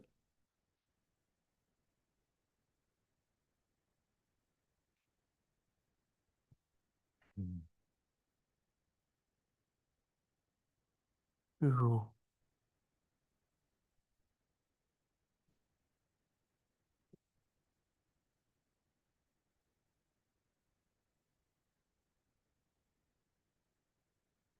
Okay, what we got? We got some SpongeBob, bunch of A's, some B's, mostly A's, some B's. It is, hey, it tricked you there for a second, guys, because it like slowly went up past B, and you're like, is it gonna stop at B? So tricky, so tricky. It's A. All right, so just like we did before, why are we gonna put this in terms of X? Why? What's the rationale? Why would we use X instead of Y? I think it's pretty clear why we wouldn't use Z here. Um, and therefore making any of the above invalid, right, by the rules of multiple choice questions. So why X? Yeah, because the width that we're using is a differential element defined as the change in X, right? A small change in X. So this is where the folks in the math department get mad because when they say dx, they're talking about a differential element. And when engineers talk about dx, they're talking about a really small change in x, which is the same as a differential element, but it's the practical application of the term differential element, right? So whenever you see dx, dy, it's a very small change in that direction, right? All right, I got another one. If a vertical rectangular strip is chosen, then what are the values of the centroid coordinates? X, y, x over 2, y over 2, x 0, x, comma, y over 2.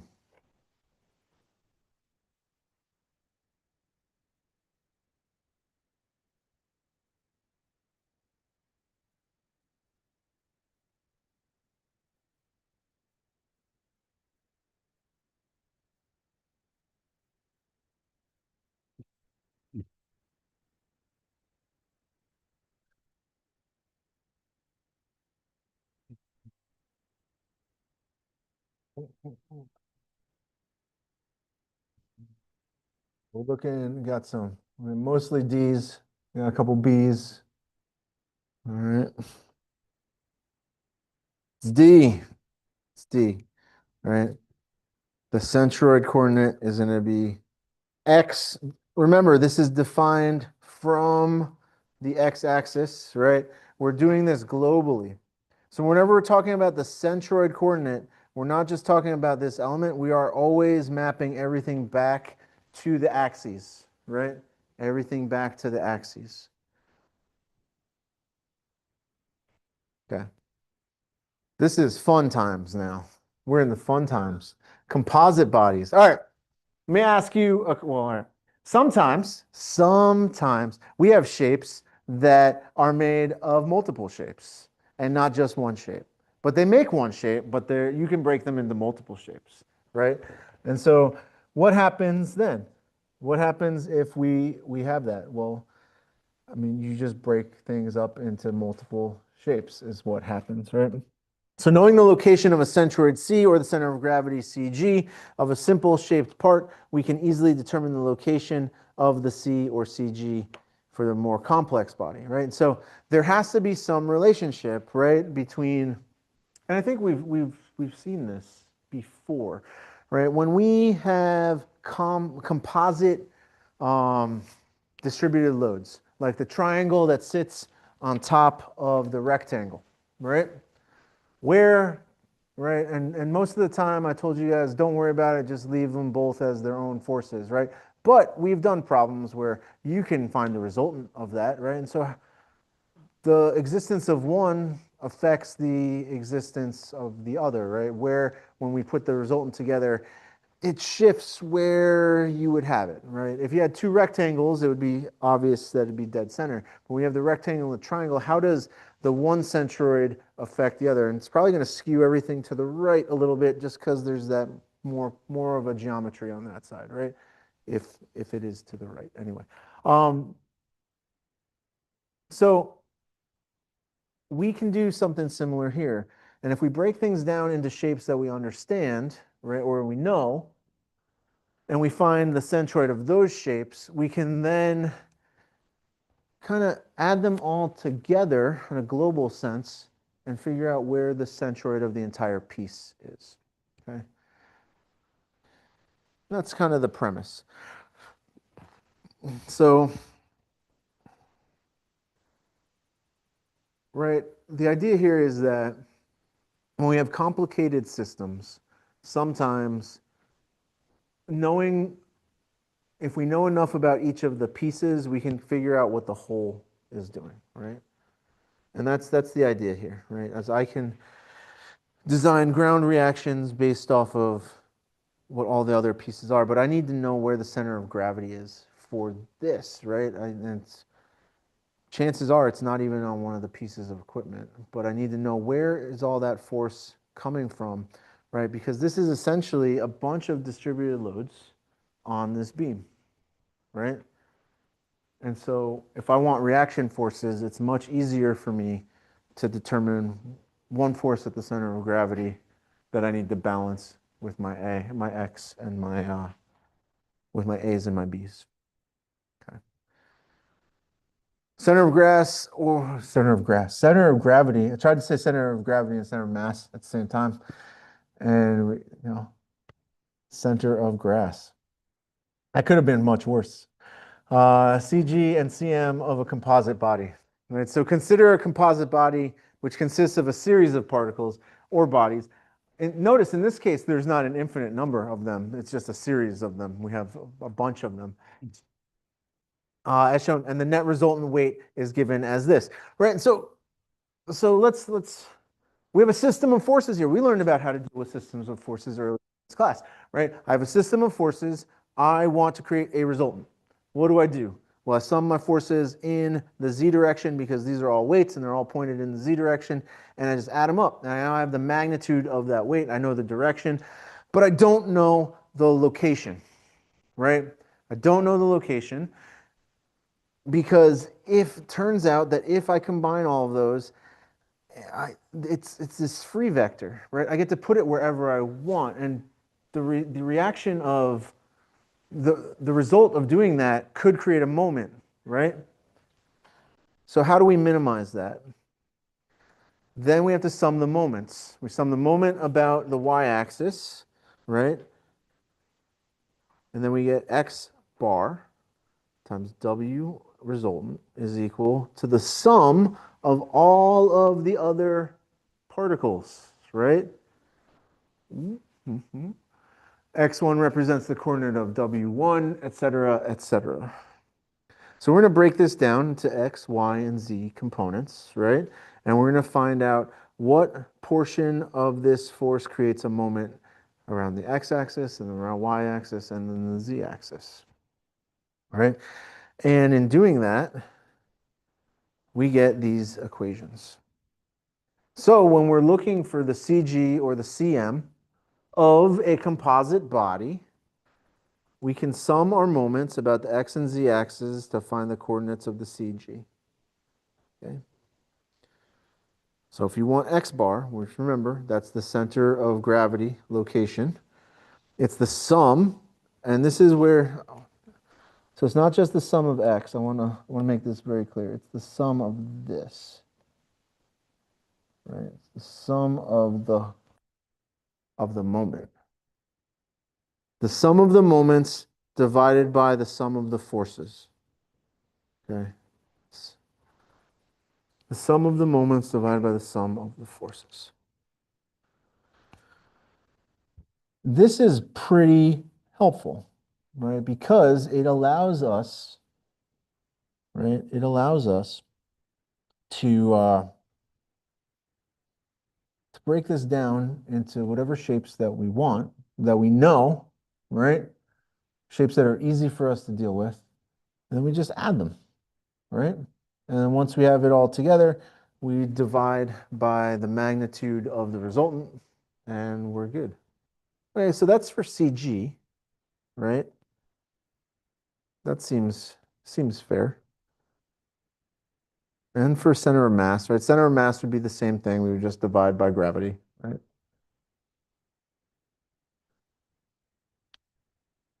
Be the same thing. And it's lowercase m, shouldn't be capital M. Lowercase m for mass. Okay.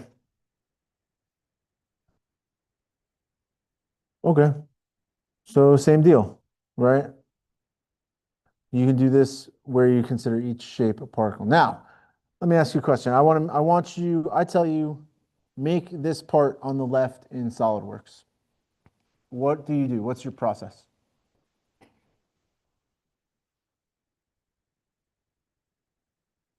Right, so you draw the shape and then cut out the hole.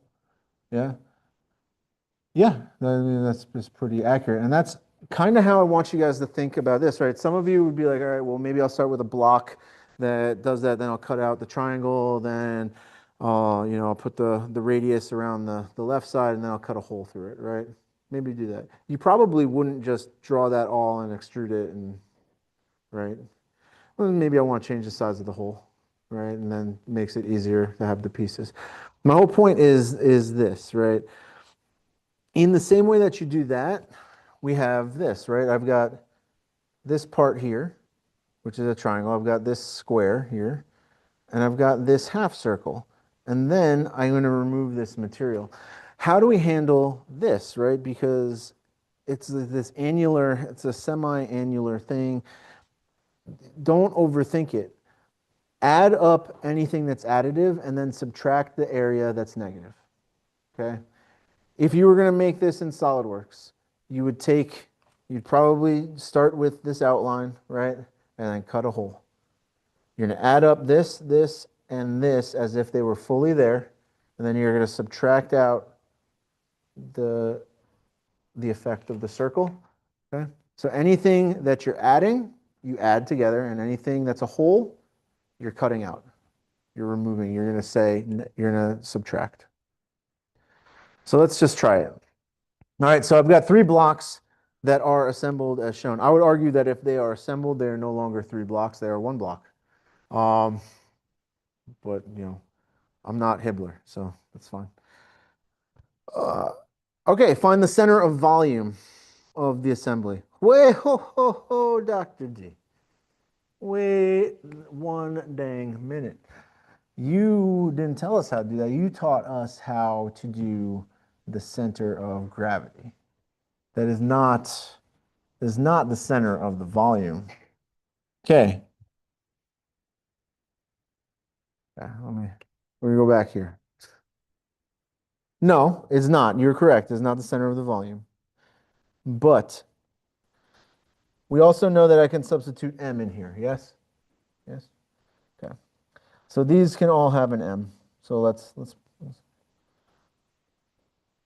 and don't cross it out in your notebook. Okay. This is just for illustrative purposes. What is the equation for density?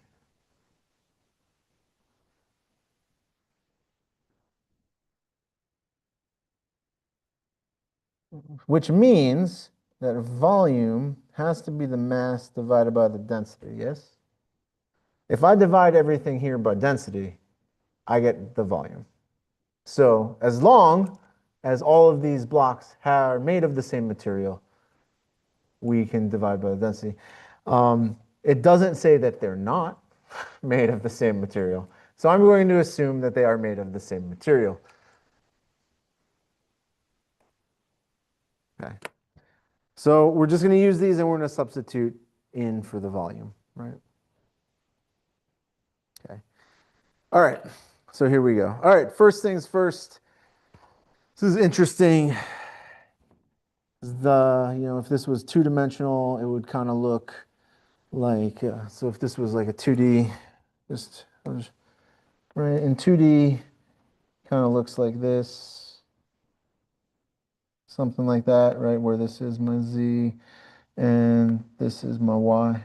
Yeah, in 2D, right? That doesn't really give us the whole picture here, but that's fine. That's what it looks like. So, but it's 3D and it's asking for a volume, not an area. So first thing I'm going to do is I'm going to identify sections here, right?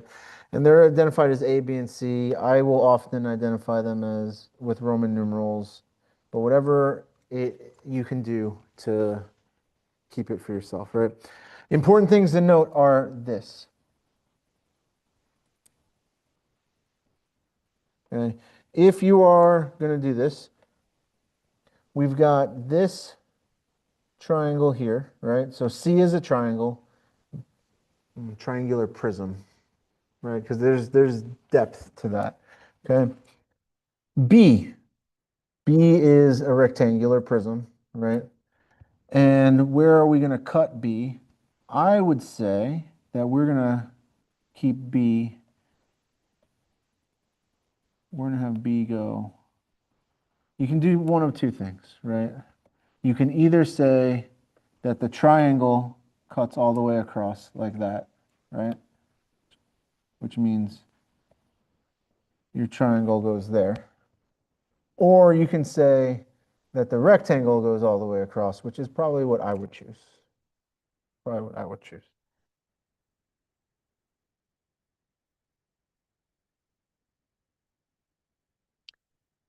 So we'll probably have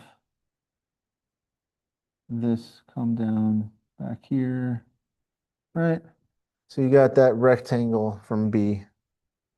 Okay. And then the triangle sits on top of the rectangle there. All right, just quick before we jump into some of this other stuff, right? If I want to find the volume of A, and this is the V that I use for volume, why do you use multiple V's? Because there are multiple variables V that get used, right? This is how I use for volume, and this is what I use for velocity, and this is specific volume, right? And I'm sure that none of you guys don't really care about any of that. What you need to know is that when you see me write V with a line through it, that means volume. Okay, great. How do I find the volume of this?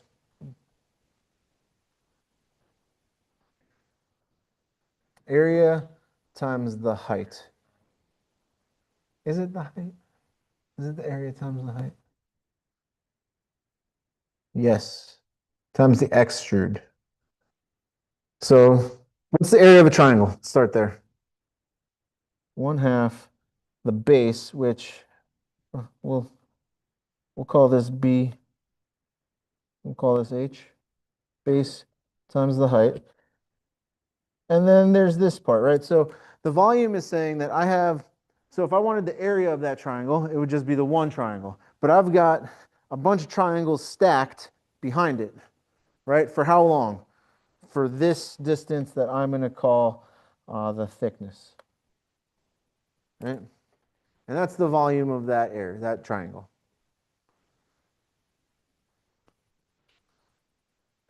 What about the volume of B? Well, it should be the length times the width, right? Times the height. So we'll call this the length down here. We already have the height. That's going to be h. It's going to be the same. And we'll call this W. Length times width times height. Yeah. And then the volume for C should be the same, right? Assuming that this is the same, which I don't know that we can assume that.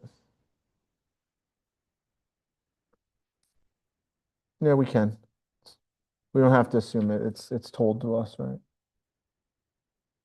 These are A and C are kind of identical pieces. Yeah. Does everybody see that?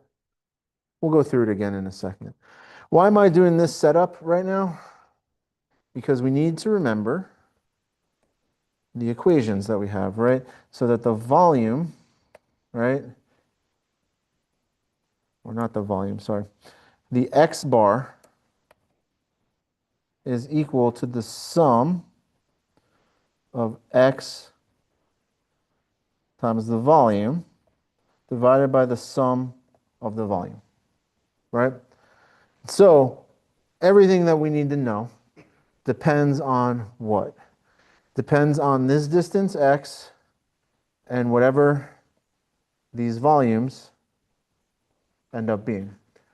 So up front, I like to do this. Now, what you're going to see in a second is in order to keep track of all these things, I'm going to create a table, okay? And I'm going to keep all of my information in a table, and it's going to be nice and neat, and will allow me to do this very, very quickly. Well, not quickly, but allow me to do this in a fashion that is controlled, so let us say.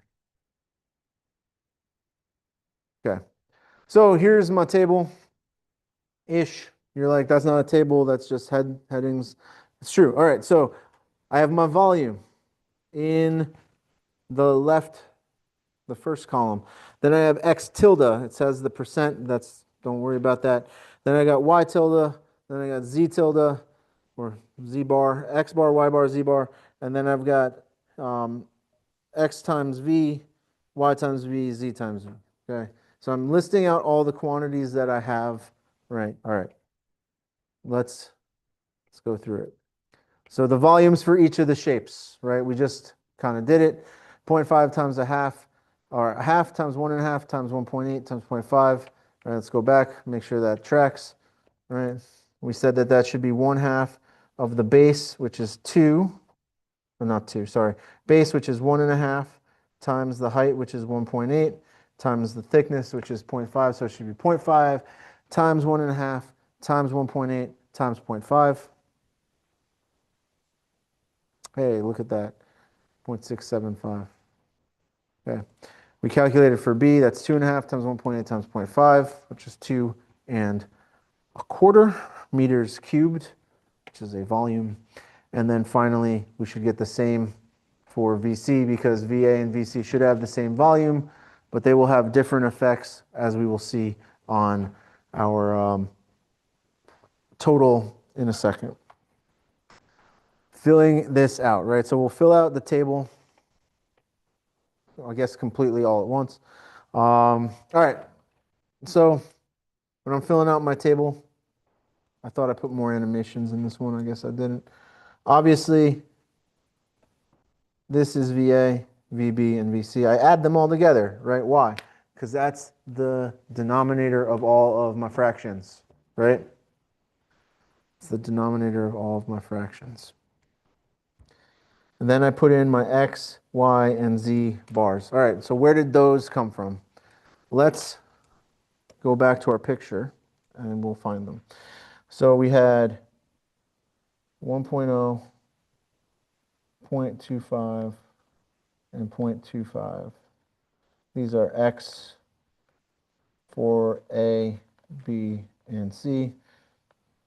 0.25, 1.25, 3.0, 0.6, 0.9, and 0.6. Okay. Let's back it up and see if we can make sure we understand where to get these. Okay. So X bar in the X direction.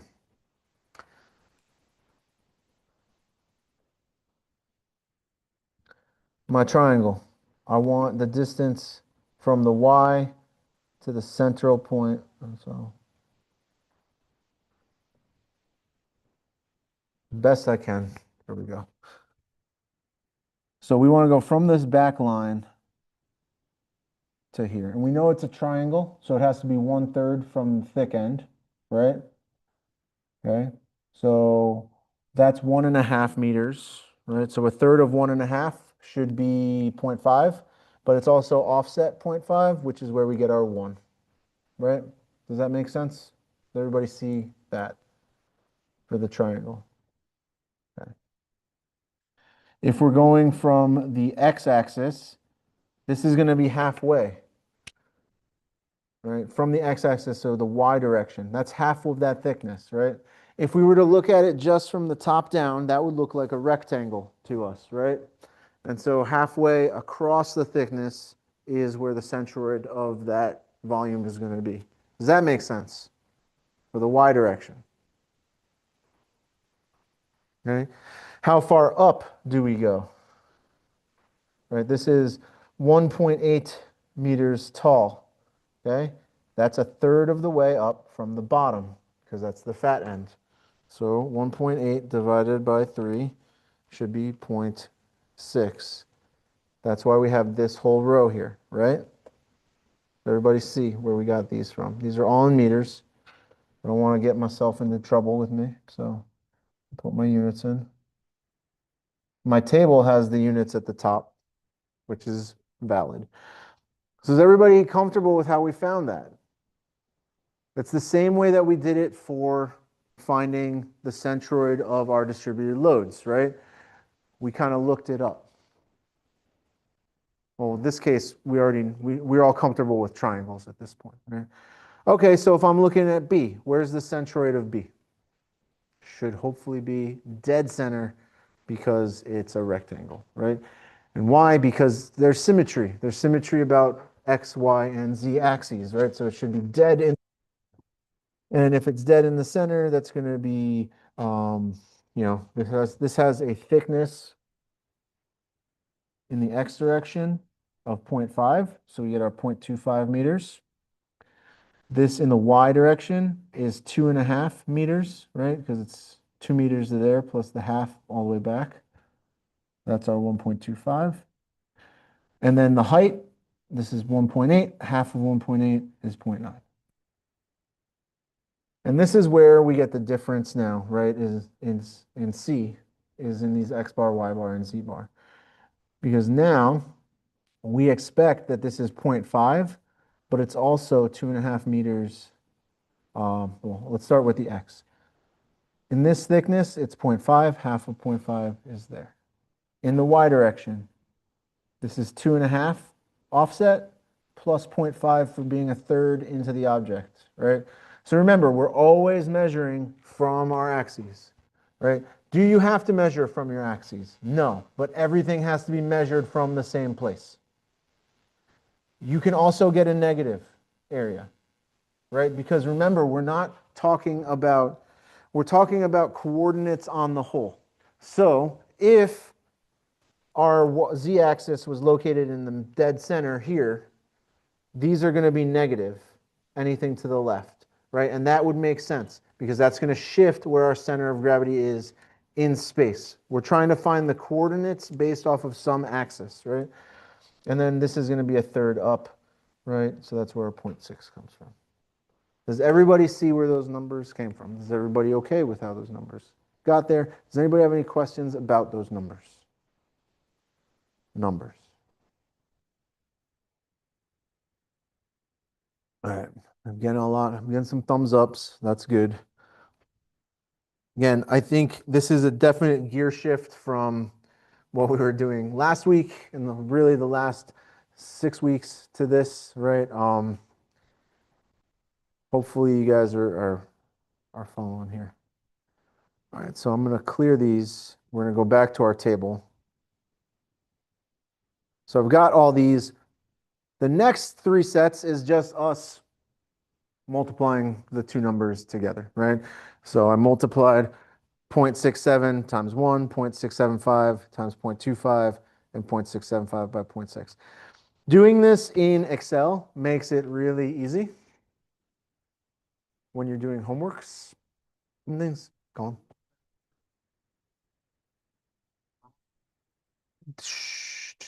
Let's just say they're supposed to be tildes because they are to the specific geometry. They're not overall. We're looking for X bar. We're going to put in X tildes. We're going to put in tildes. We're looking for the bars. And that's where the equation will get us. Good question. Okay. So, right, and then this, right, why didn't we sum up these numbers? Because it doesn't make sense to sum up these numbers. We don't need the sum of the distances. We need the sum of what we call the first moment, right? That's that X bar or X tilde V, Y tilde V, Z tilde V. Those are the first moments, right, of an area, of a volume in this case. We sum those up. Why? Why are we summing those up? Because remember what our equation is, right? The equation that we are trying to find, right, is that X bar is equal to the sum of X tilde times the volume divided by the sum of my volume. Y bar is equal to the sum of Y tilde times my volume divided by the sum of my volume. And Z bar is equal to the sum of Z tilde times the volume divided by my volumes, sum of my volumes. So essentially what we've done is we've made it really easy, right? Because looking at this table, that goes in there, right? Well, not that in particular.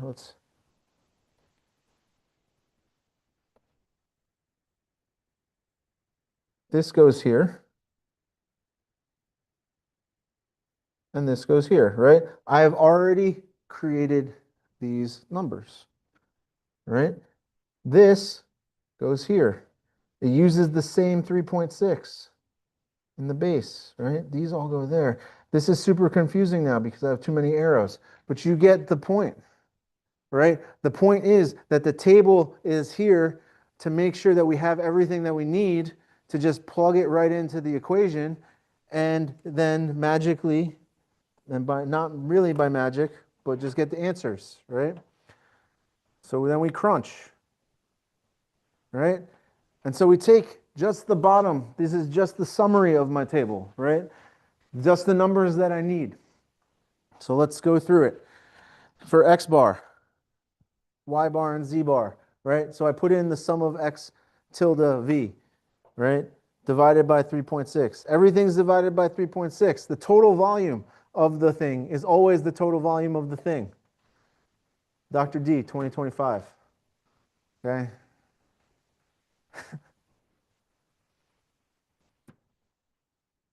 If you're going back through and you're like doing your homework and you're like, this doesn't really check, I'm not really sure why, let me check my work. You go back through your work and you notice I use different volumes for doing this. Then you should go back and redo that. Okay? Okay? When we crunch those numbers, we will get this. Right? And so what is this saying? This is saying that we are close in the x direction. We're close to our axes, right? We're further away in the y, and we are not even halfway up in the z, right? Remember that the entire block itself, I believe, was like 3 meters or so, right? 4 meters. So we're about a tenth of the way in the x direction. So stacking that triangle volume on top of the rectangular one shifted everything to the left, right? Shift everything to the left. Oh, not yet. Not yet. Not yet. All right. Questions on this? The big question is that a lot of people always ask is it can't be what it's never that easy. Why? How can it be that easy? I mean, it gets complicated. This was a three thing, right? There was three pieces. And there's no right or wrong way to break these into pieces, right? You can, whatever shape that you find in there, right, you can use. Um, but sometimes you have to get creative with things, right? Um, okay. Here's a piece. We want to show, we want to find the centroid of this part. And this is a little bit trickier because we really haven't been dealing with circles at all, right? I haven't been dealing with circles at all. How am I supposed to be able to do that? Well, I would bet that you could go into a table or this thing I've recently learned about. It's called Google. And you just type stuff in there and it gives you answers to it. It's like, what is the area of a circle? Boop, boop, boop, boop. And it tells you 7. It's always 7.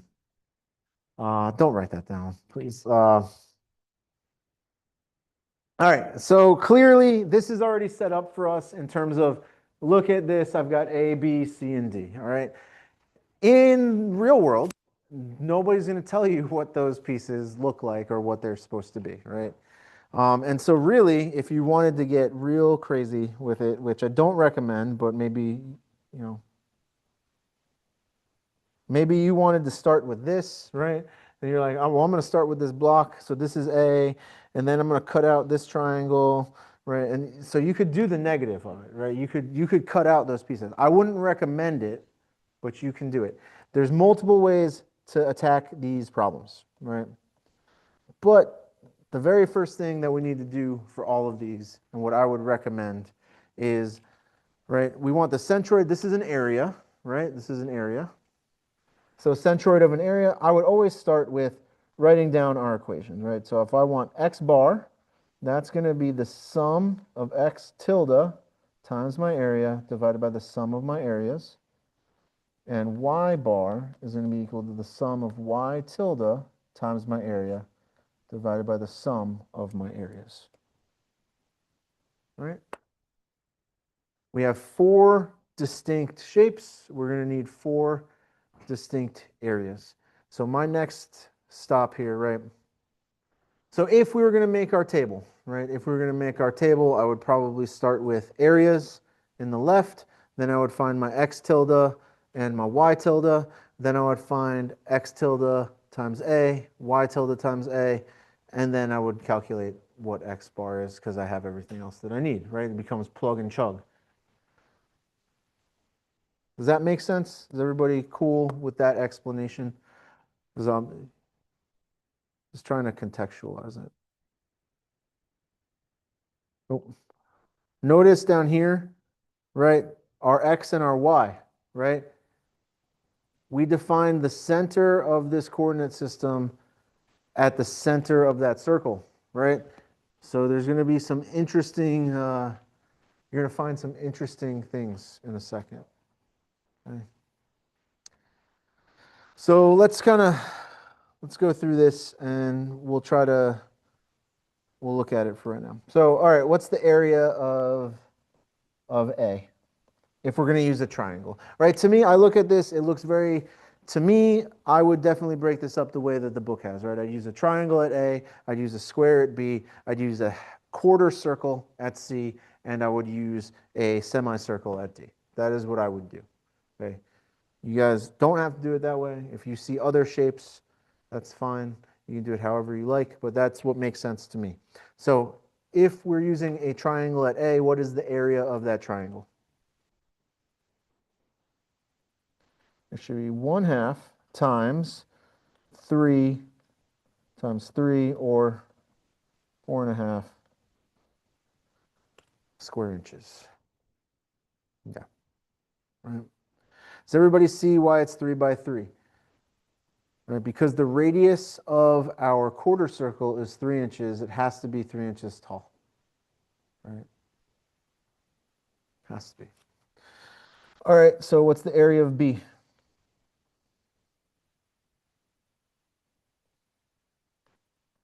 It's just the length times the width. But it has a hole in it. I know it has a hole in it. We're going to deal with the hole in a second. Treat it as if it is one complete piece without holes first. And then we will remove the hole as part of the process.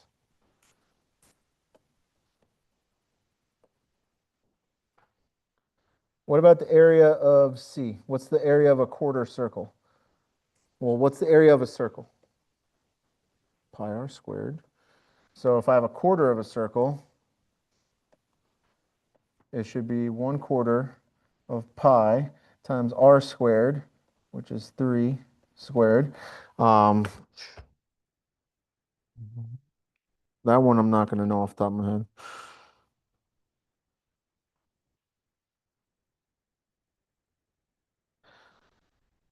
We'll call it 7.07 square inches. What about the area of D?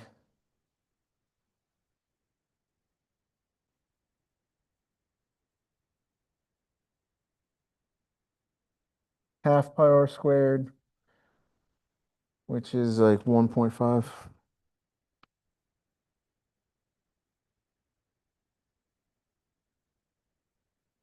0.62. 628 square inches, and that's negative. It's a negative area.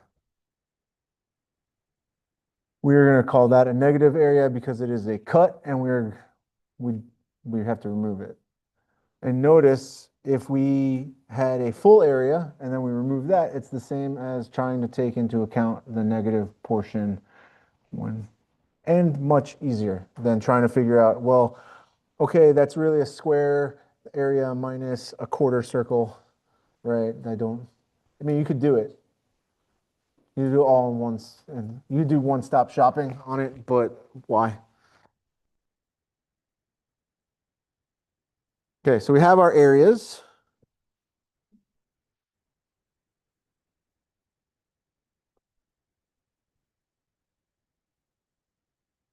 For which one?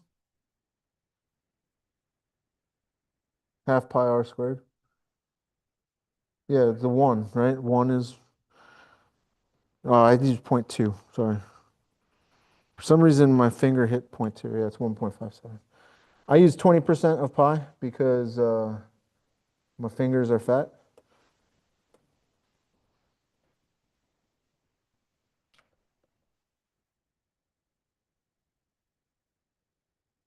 Yeah.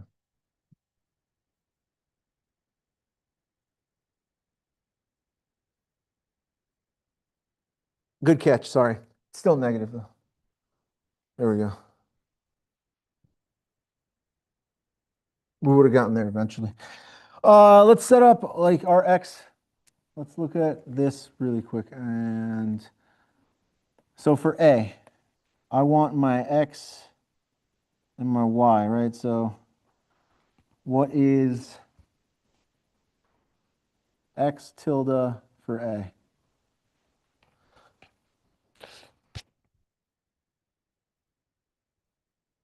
So this distance. What's that distance? -4 inches. The directionality is important, right? Because we are setting up our map from the center of our coordinate system, from our origin, right? And so another way that you can check these when you're doing your homework is if you draw it in SolidWorks. You draw it in SolidWorks, it will tell you. It will tell you what the center of gravity is. It'll tell you what the centroid is, right? So you can double check it. What about our y tilde for A? And I don't think that's drawn to scale, but that's fine. Yeah, it should be 1 inch positive this time. And we'll keep doing this now. What about here?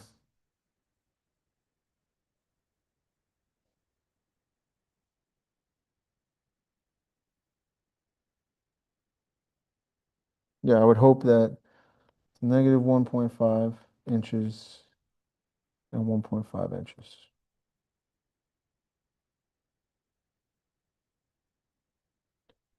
Okay. I don't know why I started with y. That's It's misleading. X tilde C, Y tilde C. All right, so this is a quarter circle. So I'm gonna have to look this one up. I believe for a circle, if we had a full circle, um, well, that's a bad, it would be dead center for a full circle, right? Which doesn't help us. So we're gonna have to look this one up. And of course, I didn't bring my textbook here with me today. All right, so what is textbook definitely has a semicircle, and it definitely should have a quarter circle. And the quizzes will have tables for these too, right? They had it on the last two quizzes. You didn't need them, but they were there. So somebody look it up, tell me what X bar C for a quarter circle should be. I believe it should be somewhere around 4/3 in the X.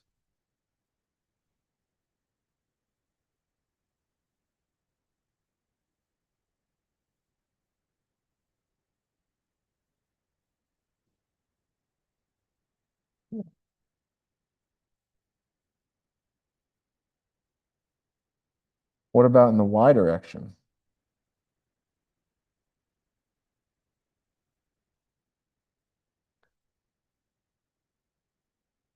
Let's do that. I'm just going to call it 4 pi. Okay. For is that a full circle or a quarter? Yeah.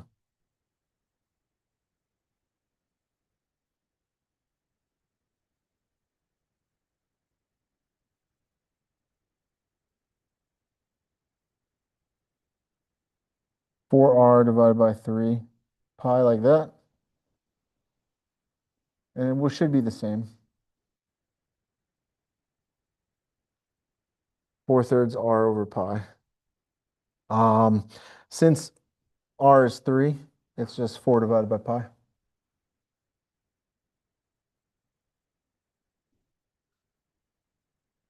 Which is a number that I'm not going to calculate right now. I'm just going to leave it. Okay. And then the last one we have is x tilde d and y tilde d.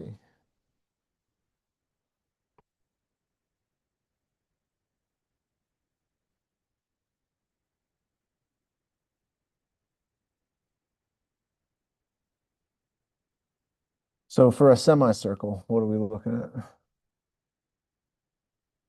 The x should be in the center, right? It should be, yep.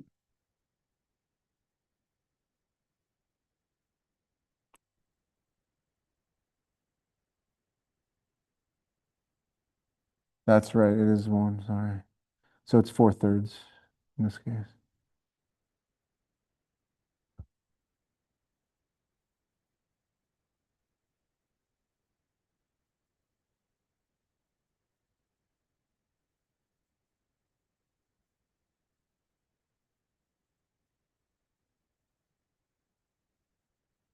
There you go. Yep. And that's going to be straight up. So that's fine. Okay. Now we got everything right. So we got to calculate our XA, our X bar, our X tildes times our areas, and our Y tildes times our areas, right? This is where I'm going to transition to the table. We'll clear these drawings, and hopefully everything lines up. Okay, it doesn't quite. Quarter circle looks a little different, and so does semicircle. For the, no, what's the area? What did we calculate the areas? 9 pi. We just left them in terms of pi. 9 times pi over 4. 7. Is that what we got? 7.06? Yeah. Yeah, yeah, yeah. Yeah, yeah, yeah. Yeah. Okay, cool. Great. We'll put in our x tildes that we calculated. Right? That's what we found, right? 4 times 3 divided by 3 times pi. Again, 4 over pi. What we found. Other ones track. Y direction also tracks with what we found. So now we multiply those together. Right? So 4.5 times -4 should give me -18, right? Multiply all these guys together. The 0, 1 makes it easy.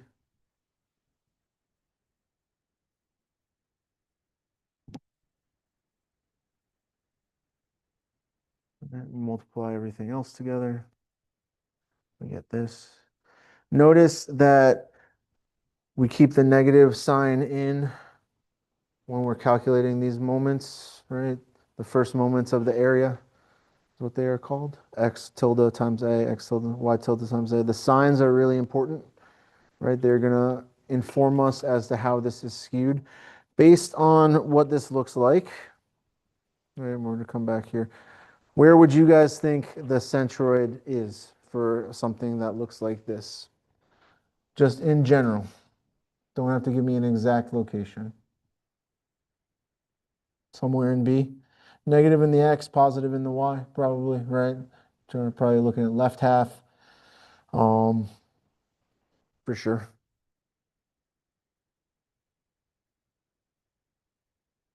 Okay.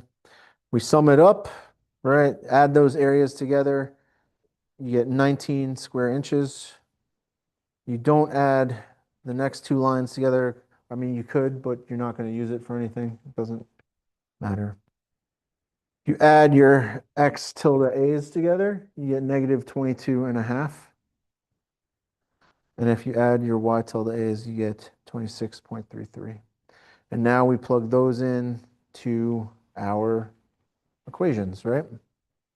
So we come back here, right? Originally, we said that X bar had to be equal to the sum of X tilde A divided by the sum of my areas, right? Which should give us -22.5 divided by 19.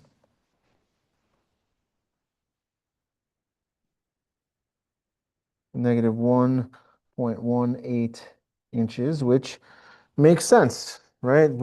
That's what we were expecting.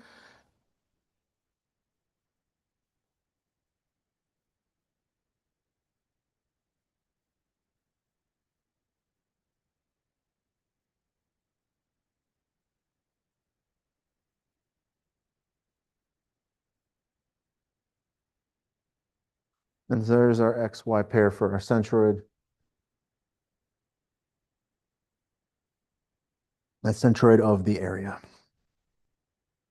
And that's the sound that it makes when you get the centroid of the area.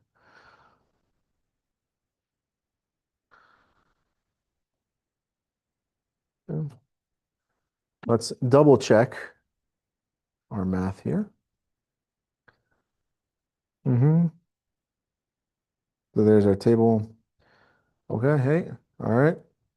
Oh my gosh, unbelievable. Crazy. Is it always that easy?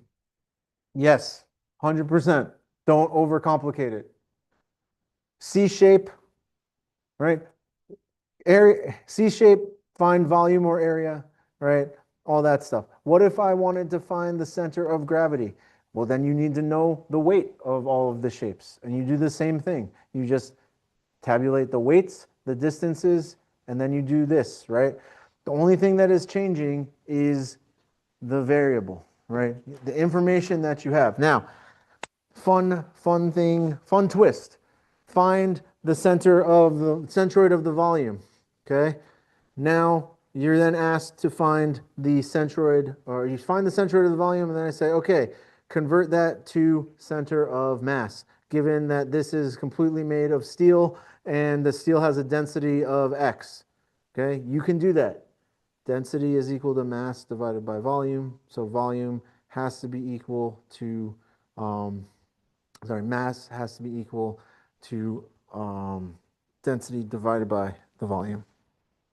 No, density times the volume. There you go. I got it. I'll get there eventually. It's fine, right? But the point is, you don't have to go through the entire thing again, right? You don't have to go through the entire thing again, right? You can just convert things. If everything is of the same density, you could even say, hey, well, they'll be the same because everything's the same density, and so everything's going to be distributed evenly. If they're not made of the same piece or the same material, then you're going to have a difference in center of gravity versus center of geometry. Okay. Um, don't overcomplicate it. Add shapes that are there, subtract shapes that are cuts. Okay. Um, when you see the shape, just do the shape. I mean, if it's something that you don't readily remember, there's gonna be a table on the quiz that like just as there's been on the past two quizzes that will hopefully be legible that you can look at to, right? Um, but there you go, right? That's really it. And then next class we'll talk about moment of inertia, which is different. It's a different concept, and that one's a little bit tricky. Points where students get tripped up here is you just start going for it and you ignore where the axes are. Okay? Don't ignore where the axes are. Can you redefine the axes? Sure. You can put them wherever you want as long as you can make a measurement from that point, right? But you should get the same. So let's go back and I'll show you what I'm talking about, right? If you were like, you know what? I didn't realize that this problem already had axes, and I'm going to use this as my origin, right? Over here instead of over here. You'll find the same physical point, but the x and y are going to be different, right? Instead, like the same, it'll still be here somewhere, right? But how I measure to here, right? The y will be the same, but your x is different. Okay, it very much matters where you're measuring from. So I would very much recommend that you take a second, see if the problem has axes already set up. I would use those. If not, as long as you can measure from that point, you're good, right? Okay. Trying to think of anything. Is there any questions, comments, anything about this in particular right now? I would recommend doing this with a table just to keep everything straight and organized, especially when you get to the quiz, right? So you're not trying to pull things from different pages and all that stuff, right? Like try to keep it keeping it clean isn't a necessity, but is definitely helpful. Right? And that's where the centroid ends up being pretty much right where we thought it would be. Right? So, so there you go. Again, if I shift the y-axis and the x-axis, it'll still be there. It'll just give like if you wanted to put the x-axis on the top edge, if you wanted to use this corner as the coordinate system, you could. You could. Okay? But your center of gravity doesn't change where this is physically in space. It's still there. It changes your perspective of how you view it. Okay, anyway. No, wait. I thought there was one more. There's no. It's jumping from 48 to 50. I swear there was a slide there because 49 should be between 48 and 50. Oh, it's not. All right, well, there you go. That's it for today. Next class, moment of inertia and a little bit of quiz readiness. Okay. I posted a bunch of beam examples in PDF format. The PDF is flipped upside down for reasons. But guess what? You can press like Control R and it should rotate it. And if you do that a couple times, it should put it in the right direction. Like two, 90 degrees worth, 180 degrees. I don't know. Um, You can also conversely just print them out and then hold the paper the other way. Yeah. I will post some friction problems, friction examples in the announcements as well.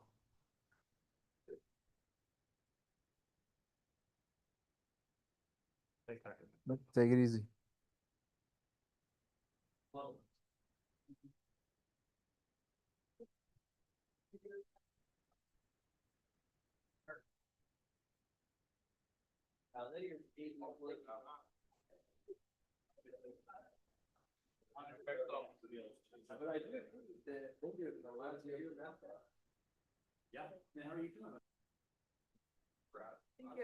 Sure thing. Take it easy.